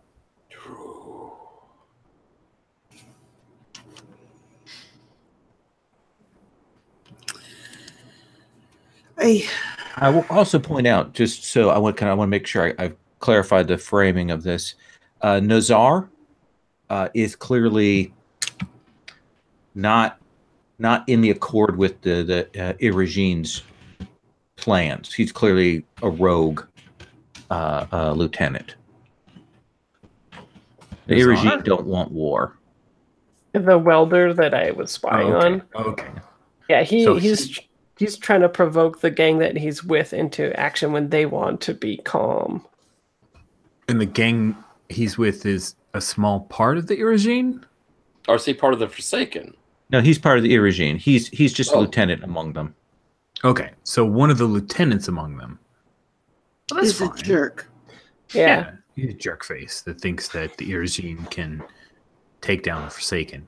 So stirring up some stuff between the two of them is going to get them off of our backs for now, might weaken up both of them, which of course then gives us an opportunity that if we want to negotiate with the Forsaken after this has taken place, then they are more apt to look for friends. Right. And we have Nozar as well positioned to take the bait, right? Because he's already trying to stir shit up. So as long as we target him, it's more likely that whatever this incendiary thing is will take place. We can certainly frighten little Seven, I suppose. She sort of stops and goes, I'm uncomfortable with putting Seven in the middle of vicious Tarak and this insane Nozar. What if she gets hurt? Can we be there to protect her? Is that your idea? That somehow we'll be her bodyguard at this moment? It was not my idea, but we could certainly try.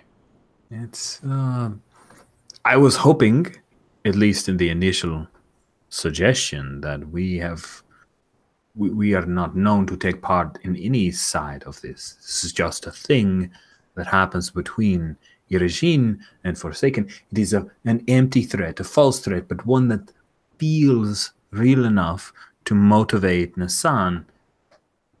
Perhaps Nassan, he finds out who is it who has done this to my lovely sister, this guy named Nozar.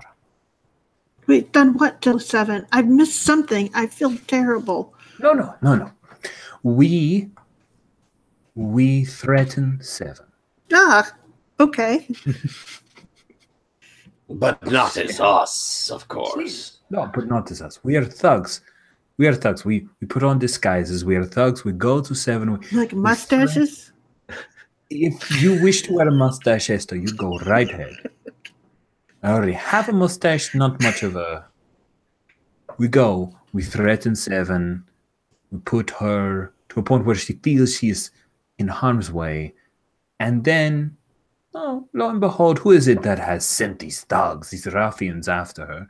It's Nozar, that bastard from the regime. Then Nassan wanted to protect his little sister. Nassan and Torek, they'll be very angry, and they go back. Perhaps the regime and the force. Is this too complex, you think, Esther? Do I have too many wheels within wheels? Yes. I think you're missing the thing of why don't we just have Nozar go?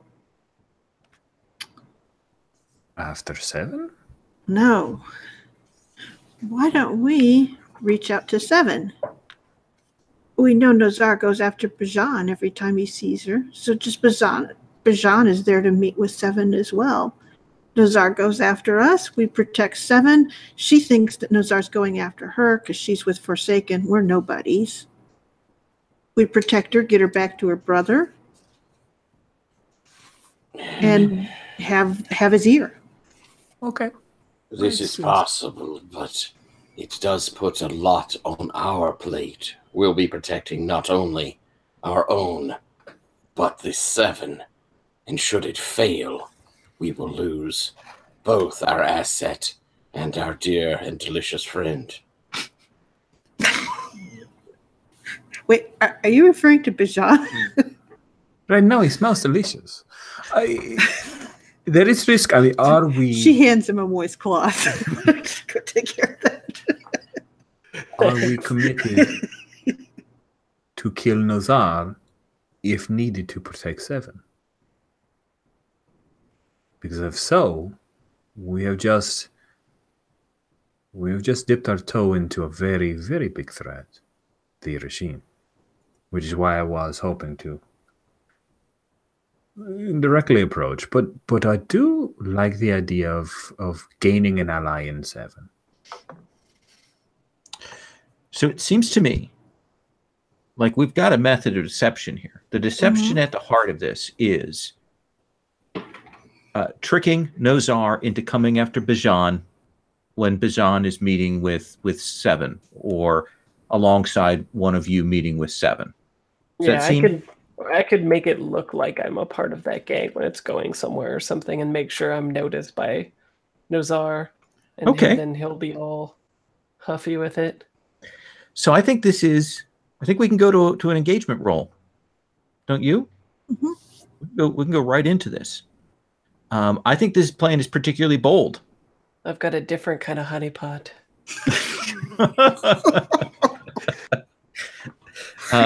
So we have a base die, and then we're going to get another die for it being bold. Mm-hmm. I think that because of the information that Bajan gathered, you're exposing a vulnerability. So that's an additional die. So that'd be 3. I think there are a lot of factors here. So we take it down to a 2.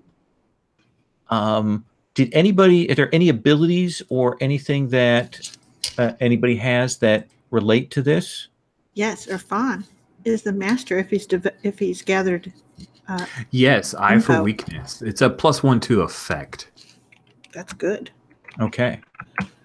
+1 D to the roll for that operation. Okay. So in that case, you are rolling 3 dice for your engagement roll to see where we are when everything kind of hits the fan. Okay. Who wants to roll that engagement roll? Tyler? Let's have you roll the engagement roll. Oh, Lord, no. Okay. So what you do is you go to the smuggler's crew sheet. All right. And there's the upgrades, and then there is a thing to roll the engagement roll. And it'll ask you how many dice. Upgrades.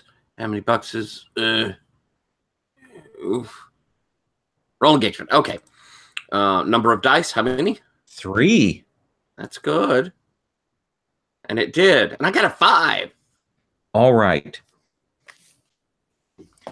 So someone has gone to spread word about Bajan being in the market in Nozar's territory. And Bajan, is it you that's meeting with 7, or is it somebody else and you just happen to be with them? Well, people can correct me if I'm wrong, but I was thinking it would be fun to have it that I merely look like I'm allied with that faction, because he's been looking for who I roll with for a while, right? So I like the idea of him chasing me and me looking like I'm with the group that belongs to 7. But if they actually even did catch me with that group there, I can even be like, they could even be like, who is this, right? Like, never heard of them. So they kind of look like a tool either way. Okay, well, where does 7 fit into this? We had that she was on site here. Yeah, so I think like maybe she's with a whole bunch of other people, and I make sure that I am noticed, and I make it look like I am with them, even if I'm not. Oh, okay, so the others aren't meeting with 7 or talking with her. Oh, I don't know. It's up to them. think there's some thought of at least trying to make her an ally that made the effort worthwhile. Right. So she wanted to be a help, right, to her brother or to the Forsaken. Sure. So I think, given the framework that we set here, Irfan, Esta, you are meeting with Seven. Mhm. I ostensibly kind of trying to broker some kind of deal. She's not entirely sure what, but your names, you both have respectable names, and she's talking to you. I assume that Halal is in the background. Bajan is nearby. And you kind of expect Nozar to come in, but he's not alone when he comes in. Because when he comes in, Leja is with him. And they are in there, arms up, like shit is about to go down. Like, no questions asked. It's about to go, that they want Bajan, but they also want the rest of you that they can see. So, I think I'm going to, who wants to go first in this scene? With that in mind, what do you want to do? I think, oh, sorry. What do you want to do? I will step forward first. I essentially do a gesture to Irfan to protect Seven. And I will bring out my blade when I see Leja coming at us. Oh, yeah. Okay, so it comes out, and Leja's like, that's damn, get him. And so are you trying to command? Are you trying to hold the scene? Or are you just going to go after Leja? I guess a command sounds right in that sense of that I'm like, don't let anything happen to her. Okay. Make that very clear. Yeah, you want to make them. Is your intent more to convince Seven or to make them hesitate? Let's see here. Probably first to convince Seven. Okay. What do you want to roll with that? I have command, so I guess that's what I'm supposed to that. use, right? Okay. Sure. So, do you want to spend some stress? Yeah, of course I do. Please. Yeah, I know it's all for naught because I know how to roll, but I'm still going to try it. Yes. Okay. And risky? I think this is actually desperate. Great. Desperate Okay. standard. Okay. Come on. My dice have been so bad tonight. Look at that 6 there. All right. I will take So, Irfan, you and Esta are by there, and at the corner of your eye, you see Leja, and you're like, oh, crap. And Esta's up and blade out in a second, and she does that shout, and you see Seven. She's young, and this is not something she's experienced. And you see her kind of panic, and she sees Esta stand up and do that, and you can see Seven kind of fall in love, like when that happens. That here's this dashing woman who's drawn out this blade to protect her. Irfan, let's cut to you. What do you do? Well, Irfan's skill set is not great with actually fighting, but I think he's just going to try to sell it, try to sway her as don't worry, young lady, we will make sure that these ruffians don't hurt you. Absolutely. You're going to seal the deal that she thinks that you guys are amazing. That's what I'm hoping to roll dice to succeed with, yes.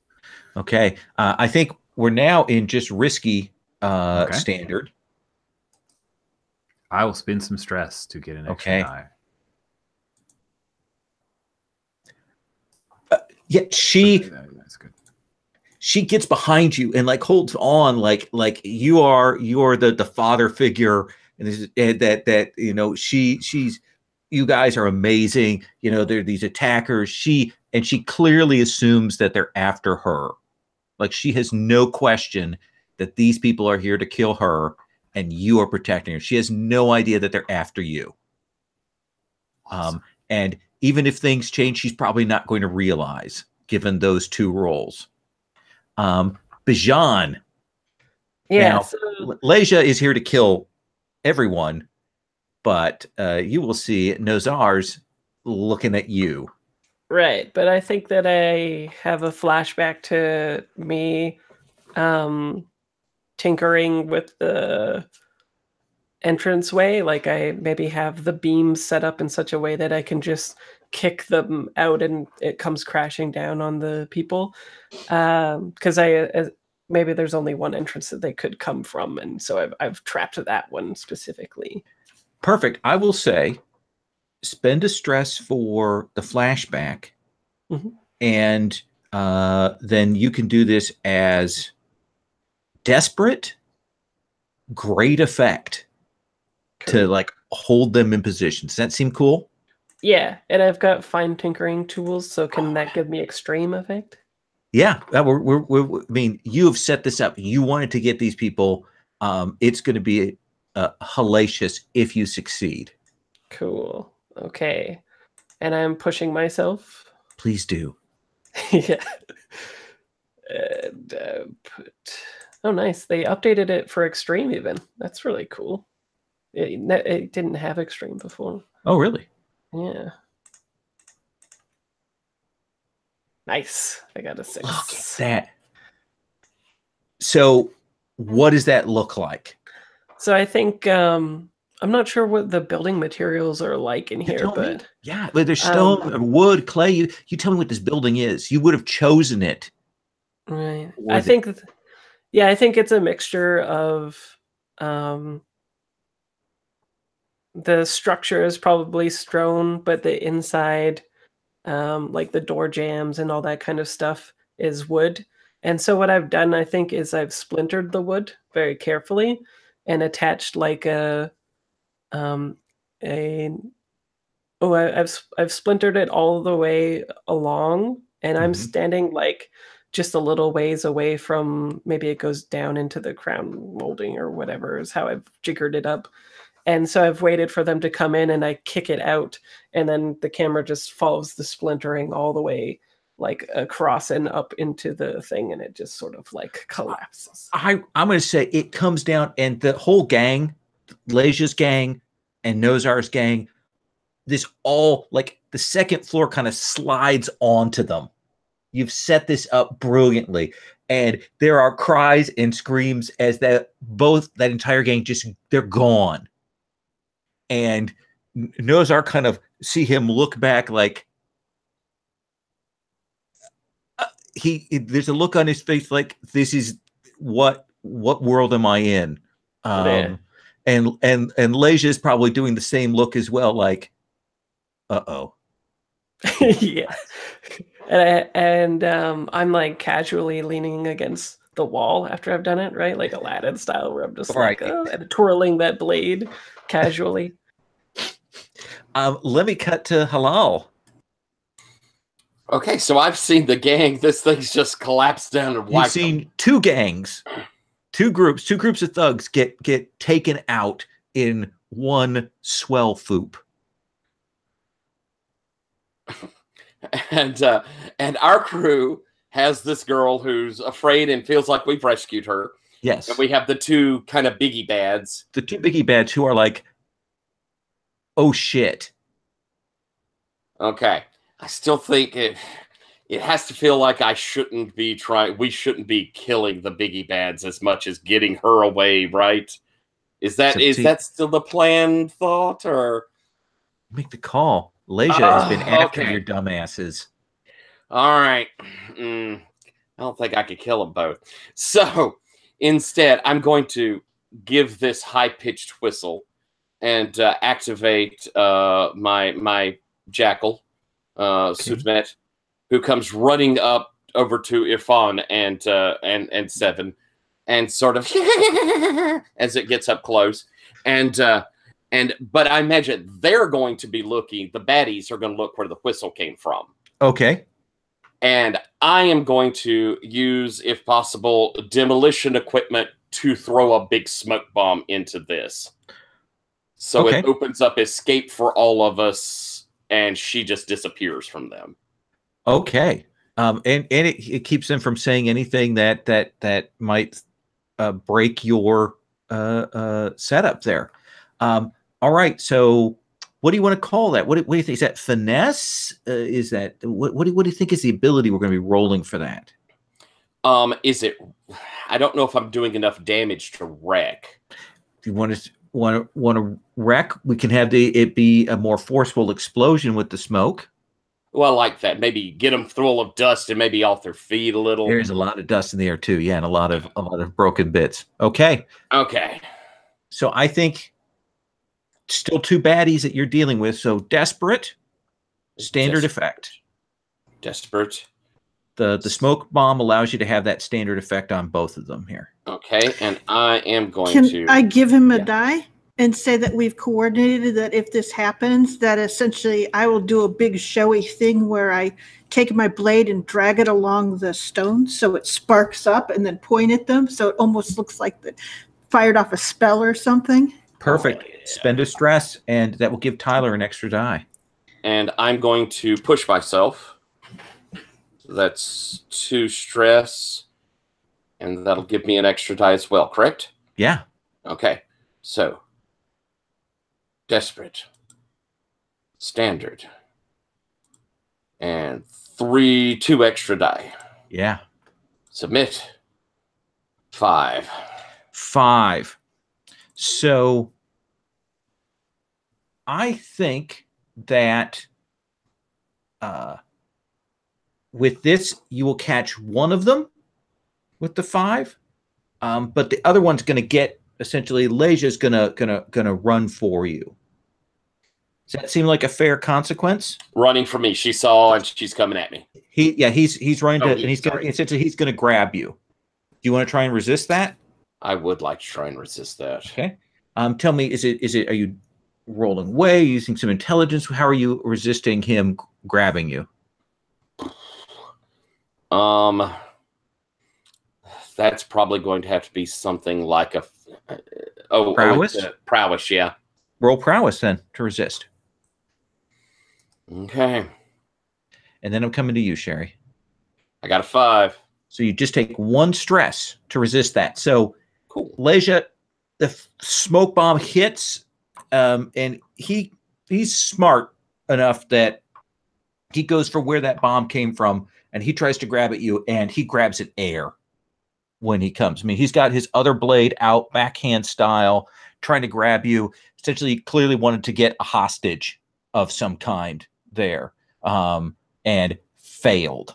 But right now, Nozar is choking on this smoke and kind of collapsing. He got a full thing. If you've ever breathed in fireworks on the 4th of July, he got all of that in one big lungful there. Tears just pouring down his face as he's trying not to choke to death. Sherry.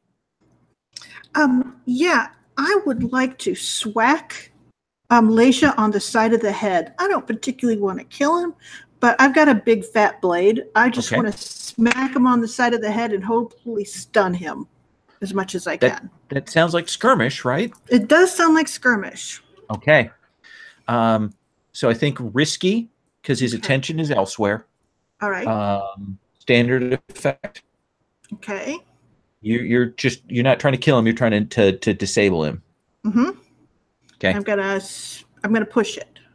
Please do. Yeah, I know. And you said risky? Yeah. And standard? Yes. Okay.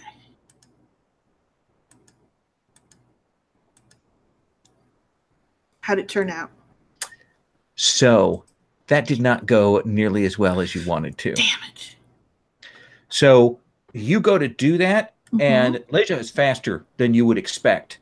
And essentially, as you come in with that, his hand wraps and grabs your arm, and he jams that blade into the meat of your arm, and is going to do a light wound to you. I would like to resist that. Please roll to resist that. Prowess. Yeah, I think prowess. Alternatively, I was thinking Rich could protect too, because he could yeah, that's pop right. in and do a resist. He's got his sword out and stuff. Hasn't done much. If you want to, you could try and resist that consequence for her. With what? Essentially, one of the things you're allowed to do is, let's say that normally you spend stress to resist a consequence. You can actually do that for somebody else. Oh, sure, I'll do that. Yeah, So and it would just be a prowess roll, and you would spend that much stress. Essentially, I think getting your sword in the way is easy. I really don't understand what you just said. I make a prowess roll and I spend that much stress? Like how much stress? I don't know. So here's what it is let me stop. Let me roll back for a second. So normally when something happens to you, a consequence, you roll to resist it if you want to not have it happen. Okay. And you roll one of your attributes, prowess or one of the other two. Okay. So Sherry would do that. You can do that for somebody else. And it seems like you're doing it physically, right? Look at the blade, Sure. Okay. And the difference between it and 6 is let me finish. Yeah. I always do one at a time with rules explanations. So what it means is when you go to roll your prowess, whatever you roll, you subtract that from 6, and that's how much stress you take. So if I rolled a 5 on my prowess roll, I'm only taking 1 stress to keep it from happening. Gotcha. Okay. I'll just do that then. Okay. Yeah. So 5. So you only take 1 stress. So it is like nothing for you to knock that blade aside. All that work that I did at the clock tower gym pays off. Pays off, and he's stunned a little bit because he did not expect you to be that fast. He was going to stab her in the arm, and suddenly, your blades blocked him, and he looks at you, and you're locked with him, but he's also got the horrible ghoul Rakshasa to the left of him, to the right of him. So he is caught between you guys. Oh, it seems you look a little foolish. You'll look more foolish when I put this in your eye. Bijan. I want to know my enemies by turning their ankles permanently. Okay. So I want to use my knife to cut the Achilles tendon of one of Nozar's legs. Okay. So essentially you were trying to cripple Nozar. Yes. I don't want to kill him. Okay. So this is, I will say, this is desperate because you're getting in there with a dangerous guy, but great effect potentially because he is blinded and so on. If you can land this blow, he will not be fighting again. And I think that I am quite silent as well because I use my silence potion vial to get in there. Do you think we want to go up to just risky? Sure. That sounds. Or do you nice. want extreme effect? Yeah, let's go extreme. Absolutely. Desperate, extreme. So tasty. Hope you don't fail. Yeah. And do you think this is like a finesse or a skirmish or a prowl? I could kind of see them all. How do you imagine it? I imagine it so they're like in this smoke cloud, right? And I've pushed off the wall with my knife in hand, and I imagine myself sliding into the smoke, dipping down really low and cutting the tendon and keep moving on and going towards the group. Perfect. So do you think that would be like a prowl? Yeah, prowl sounds right for me because he can't see. You are that panther coming in the cloud. Right. Okay, so desperate. Great effect, was it? Extreme. Yeah, yes, I like that. And I'm gonna push myself, of course, because of course. Oh, and I needed it too. Oh my God. I was so excited there for one split second. So there's this blur. You go down, there's a and you're out of the smoke and moving away, and he doesn't even realize what's happened there. And his career as a bastard warrior is ended in just that moment there. But we've got Irfan and Halal. You've got Leja pinned between the two of you right now. Blocked. Irfan's blocked his blade. What do you two want to do? Who wants to go? I think Halal should go. Halal, what do you do? Then, since we have him between the two of us, I am going to feint high, and I think I'm going to try and strike out and just cut across his center. Does that sound like standard skirmish to me? It does. Right? It does to me too. Okay. So even if I fail, surely my friend can avenge me.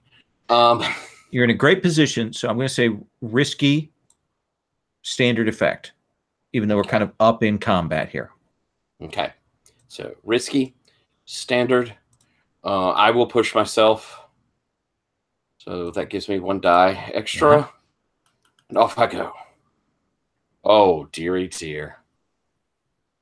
So you go to get him. And he's faster than you think. And you will hear this snick and the pop of elbow knives that kind of come out from there. And he does this, and he jams them back into your stomach there. And he's going to do, I think, another light wound to you here. Okay. Actually, I think he's going to do a medium wound to you. That takes me all the way up to 3. Well, here's what you can do. You can resist it and take it down a level to a light wound. Okay. I think do you want to try and resist? Yeah. Okay. Or do you have armor? You can always have that as part of your loadout. You knew this combat situation? I do. I just so rarely wear armor. I will take. I will have a little light. We're flashing back to the point where I'm handing you armor. Put armor on this time. I know that it doesn't fit, but trust me, it doesn't fit with your whole mysterious. Put on. You need this. As you say, Irfan.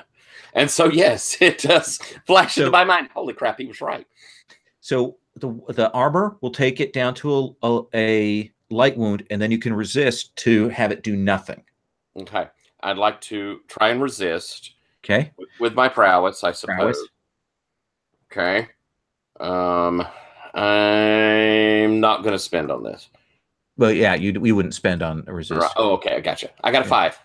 5. So you only take 1 stress to keep that from happening. Oh, thank goodness. So there is that moment when you realize those knives are going through your stomach, and then they hit that armor that Irfan made you wear. And you're like, oh, he's never going to let me live that down. And then they kind of come across there. Irfan, it looked to you like he just elbow stabbed your pal. You're not going to leave this alive if you keep fighting. You want to try and talk him down? Yeah. I mean, I really do want him to continue to live so that everyone can laugh at him. I think this is sway. Okay. I think it's desperate because he's angry, but if you can break through, you're going to have great effect on him. If you can just get that edge. All right.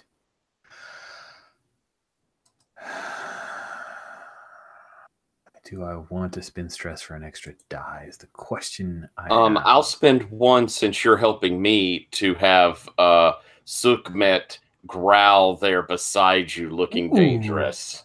Is that cool? 1 stress, get you a die. There you go. All right. Looking dangerous and unwounded.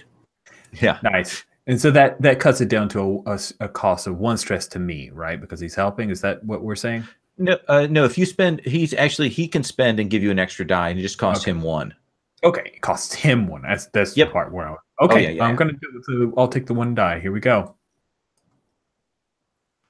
Oh, that 1 die, that third die is the one that was the 5. He kind of stands there for a minute. Then he hears the from Nozar, and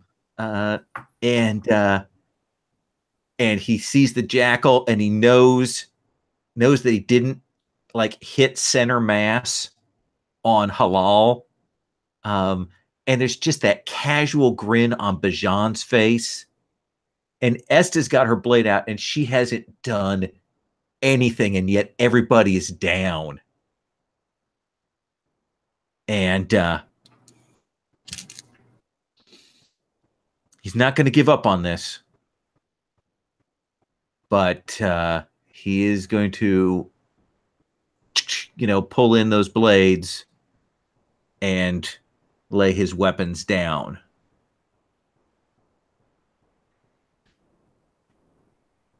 And if you let him go, he will walk out of here shaken and terrified. Sound All reasonable? Right. And I think there's a mess here. 7. She's just like, I don't know how to thank you.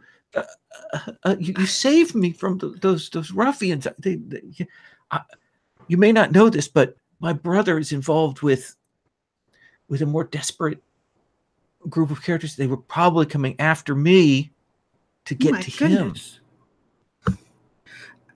Well, let's get you home safe, okay? And she is hook, line, and sinker.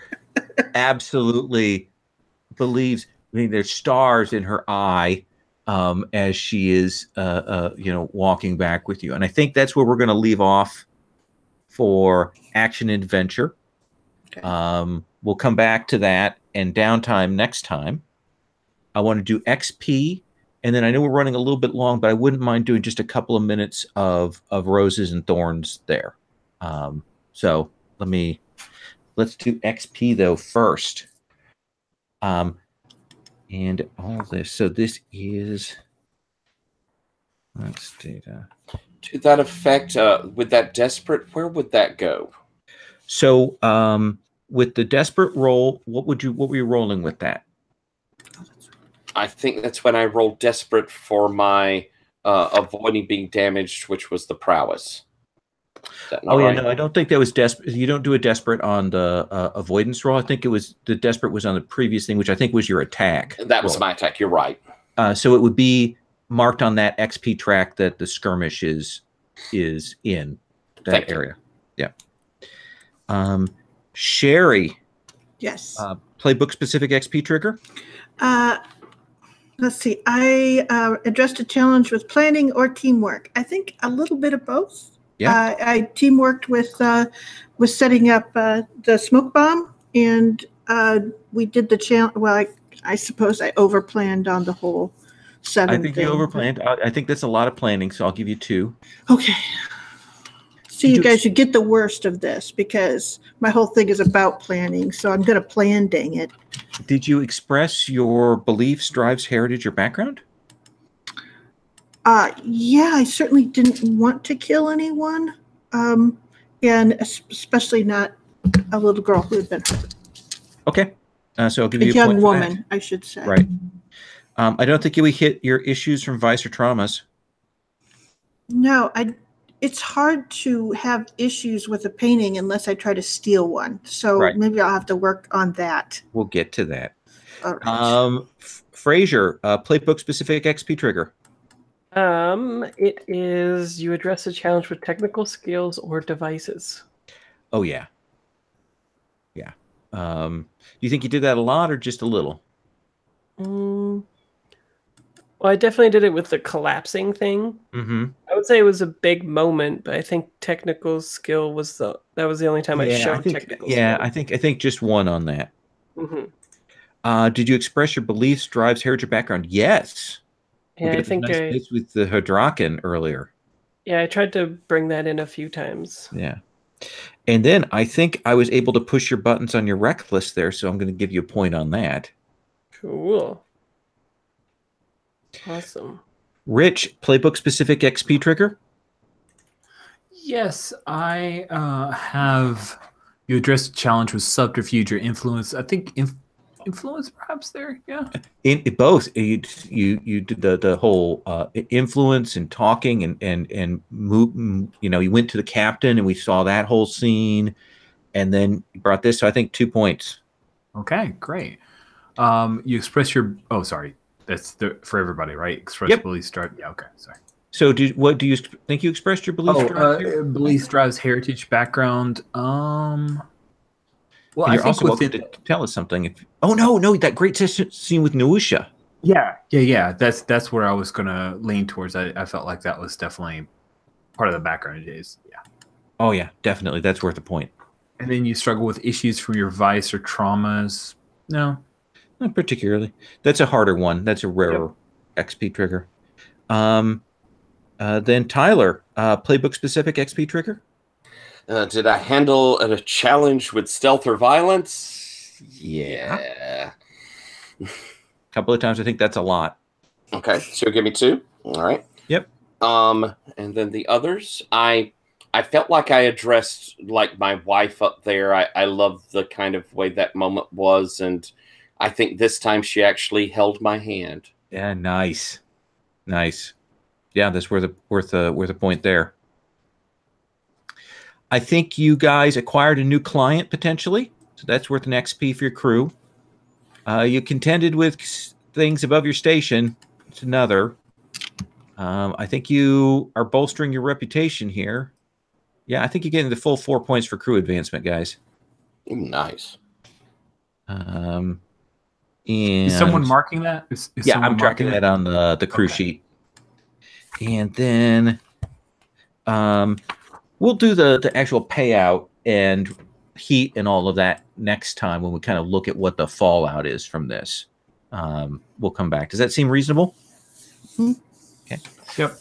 So I would let's do just a quick Roses and Thorns. We're still, we're kind of changing up the play. So I want to go through that. Tyler, so this is the second session, right, for you? Yeah. So I actually want to start with you on Roses and Thorns. Things that you're noticing. Let's start with the thorns here. Okay. I'll say that there's a lot going on. And so and I should buy the book because this is a cool game and everybody wants to play it. But I have not yet. And usually I like to go into a game knowing a bit more. So I feel like I feel like I'm playing catch up as I go. But the nice thing, and this will go to a rose more, but I feel like it makes sense. So I'm catching up as I go. And so that's really the only thorn I've had is just figuring out what I'm doing, because there is an ass load to do. And I recognize there's still an ass load about it that I don't know about, like these factions and the crew things. So, as far as the game goes, especially in a lot of the games that we usually play, this is on the upper end of complexity. Yeah. And I'm trying to keep the faction stuff restrained because it's actually less faction stuff than you see in Duskfall. There's a lot more stuff there. So yeah, that's hard. I actually want to roll off of yours to my thorn there. I kind of shut you down hard when you were suggesting a rules thing there, and part of that is because this game does have so many parts. I do end up, I think, sometimes I do want to be the one that has to explain it, and I was a little rude there. And so no. I completely understand. Well, it's just doing that for me because he knew I can only handle one input at a time, and I would have gotten very confused and started crying. No, it's not just you. I think for me, it's one of the toughest parts about this game is explaining it and getting it, because there are so many pieces, and it's very easy to like I missed on that whole. I was very bad about explaining the protect thing, and that's another thorn on me there. Rich, what about for you, Thorns? So like new thorns, I appreciated, and I know you just thorned yourself for asking Tyler to like chill, but like getting multiple inputs of like do this rule, like nothing shuts me down faster than people thinking that they're helping but throwing brand new rules out of left field at me when I just need one rule source. Like I want the way the GM runs it at this game, and if we get shit wrong, we'll figure it out later. That's how I like to play games, and that it just starts to freak me out if I get too many options. Like there's just a lot going on, and a lot going on the sheet and Roll20 and all the automations of which button to hit, and the GM with all the rules and all the moves, and basically a board game where we talk every once in a while, and other people trying to help out with throwing other rules. It's just too many inputs. I'll basically just shut down, and then you tell me when I get to use a funny voice, and 80% of the time we'll be doing Blades in the Dark because it's not concerned with that. So that was a thorn for me. It was like there were several points tonight where I'm like, okay. Okay. I really need to think about how to manage that better. I don't think you can. I think it's just Blades in the Dark. You just gotta you just gotta do the heavy work, and then it pays off or something. Yeah, I hope there is a way to do it. That's my hope, is that there is a way, and I will find some secrets. Not if you use the full rule set, which everybody wants to do because they're here to play Blades in the Dark. Fraser, Thorns? Yeah, well, I think my thorn is for the system as well. I think the system works better, and John Harper admits this as well, is that it works better when everybody is aware of all of the actions and the nuts and bolts of the system, because the system is trying to train the player while they're playing to be able to GM it, which is like a little intense. Really interesting. Yeah, that way. Yeah, like that's the main goal of his rule set, he said, is that by the time somebody's done playing the game for like 12 to 15 sessions or whatever, they can also GM the game as well. It's like a rolling training wheel thing, basically. But I think the game only becomes as cinematic and cool if all of the players are aware of the nuts and bolts to go in and do that stuff. And that's a little bit of a failing of the system, because there's so many things that you can do. Like there's even just on the rules reference sheet, right? Like with teamwork, there's 4 different actions there. And then there's the main actions, which there are 12 of, right? Yeah, I don't know. No, I think it's interesting because it does remind me of Ghost Lines, which I love. But Ghost Lines is the most, like, you've got to figure out what's going on there, and you've got to make a decision. You've got to learn it. And each time I play that, I'm like, okay, now I think I get another part of this, even though it's only 2 pages. Yeah. There's just so much there that is interlarded and such. So yeah, I think that's a really good way to think about the player necessity that the game wants. Yeah, like he's adjudicating so much responsibility to the players in order to make them co-GMs, basically, for the game. Cypher does something of the same thing, that there's a lot where the player has to figure out all these different ways to talk the numbers down. It's just one process, but it puts a lot of weight on the player's side, a lot of responsibility there. The heavy lifting, as Rich has taught me to say. Sherry, thorns about play, about system. I mean, it doesn't have to be about system. How we played, how we've been rolling along here. No, I think this part of the game where you're getting used to it and everyone's getting used to how the wheel rolls is that sort of fun by checklist, which means mostly that you're having your fun in between time, and every once in a while when you pull something off clever and you feel pretty good about yourself. I mean, I've seen the sort of, I won't say end game, but at least the mid game where everyone sort of has they know what's coming next, and they're prepping up for that and all of those things. And it's fun and super smooth, and we get to do as many funny voices as we want, Rich, I swear it. But it is a thing where, yeah, everyone, there's this kind of thing of once you get that there's a seasons and they turn as you go through the checklist, that it can roll fine. But right now it does have that thing. And I still love it because you guys are awesome. But it does have that sort of, stop, start. Okay. Yep. Oh, and now this. And yeah, so like if we had a flow chart with lots of little icons, that would be awesome. That's because you're a programmer. That's right. So. Tyler, roses. Well, despite struggling through, I'm enjoying this enormously.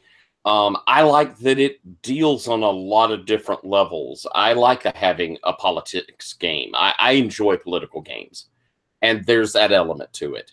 I, of course, love high adventure where you're jumping in and doing neat shit, and this has a lot of that. And I kind of like that we're all a group, and that's the basis of the game. There's not a lot of, the how we meet each other and all these other things. We're a crew, and that's really kind of neat to me. Along with that, of course, everybody playing is phenomenal. I love these characters. I love what each of them are bringing. And Lowell, you were on point tonight with some really great characterization, some really interesting stuff. And it felt like with kind of how we moved along, we got a lot of stuff done. I mean, it felt like a lot of action happened, and that was really cool. Yeah, well, I mean, certainly having played in your fellowship game, you set the bar for character work. I think Rich would agree with me on that. So definitely. So I'm very glad to hear that.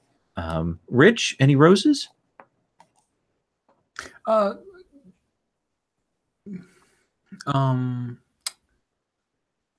So there were a couple cool moments. I like the description of Seven. And there were some cool character bits when we got to it that I enjoyed too. Okay. That seems fair. Fraser, anything roses? Yeah, I liked the story. I like that even if you're in like the training wheels mode or not, you're still getting the fiction first stuff. And so like my rose is for the session as well as for the sort of like opposite end of my thorn, which is once you do get system mastery of it, that's when you can start doing all this crazy stuff with the system, and the GM can still take it because they just use your stress as a soak, and they can just throw tons of shit at you, and you can kind of like game it more. And I think we're scaling up to that nicely from what I've seen from previous to now, and I really like all the characters. I particularly the scenes that I liked the most were the ones where I was very risky and rolled desperate actions and it paid off. So it's a little bit of a selfish rose as well. Awesome.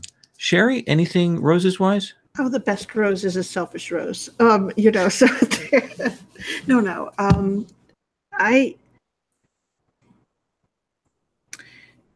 This game is a mechanical game, but it does do that thing of when you pull off, it lets you do clever things. And it feels like when you can do it, when you can picture what that flashback looks like, it gives you that freedom to be cinematic, to describe something cinematically. And I really enjoy that. But it is super structured, which is good. It helps a lot of people build that stuff. I, of course, have played enough Fate that it feels weird to me sometimes, but I still love it when someone pulls something really lovely and insightful and clever out. So that game, it does kind of, you get your shot, you get that shot in the movie. So the game does that. It cleans up everything and it's you doing that thing. Clear who's in focus. I will say for me, roses, I'm so happy we had Leja and we were able to bring him back, and that character that got kind of screwed in the first session and made an enemy of has come back, and that Rich has played into that, and we were able to pay off that a little bit tonight. So that was that was super fun for me. I love those things, and I enjoyed you guys giving me a chance to put lots of different characters on the table. I love NPCs, so there we are. Well, thank you guys. I'm going to stop the broadcast, well, actually, if you have just like 2 minutes, I'm going to tell you a story here about Blades in the Dark. So we've been playing face to face. We played like 18, 19 sessions now. Our face-to-face game is, Blades in the Dark is like, ooh, dark, ooh. That group is not dark at all. And in fact, one of the players, their character went to prison, so they had to bring in this other character. And they named her Wilhelmina Smersh is the name. And because they're like circus folk that have come together, they're kind of odd. And so her whole thing is her female character has this mustache, and she spends all her money on mustaches and buys new mustaches and puts them on her character. And that's her whole character's thing. And she's a prankster too. Her character's a prankster. And so whenever she does something in the game, she will go, "You've been smirched," and then she does this with her mustache, And in fact, one of the players brought a whole set of fake mustaches, so she wears this fake mustache all through the session, and does that kind of voices work and the mustache and everything. So that's a very different Blades in the Dark game than I imagined John Harper was looking for. But it can be done. Lots of voices in that one. So thank you guys very much. I'm going to stop the broadcast.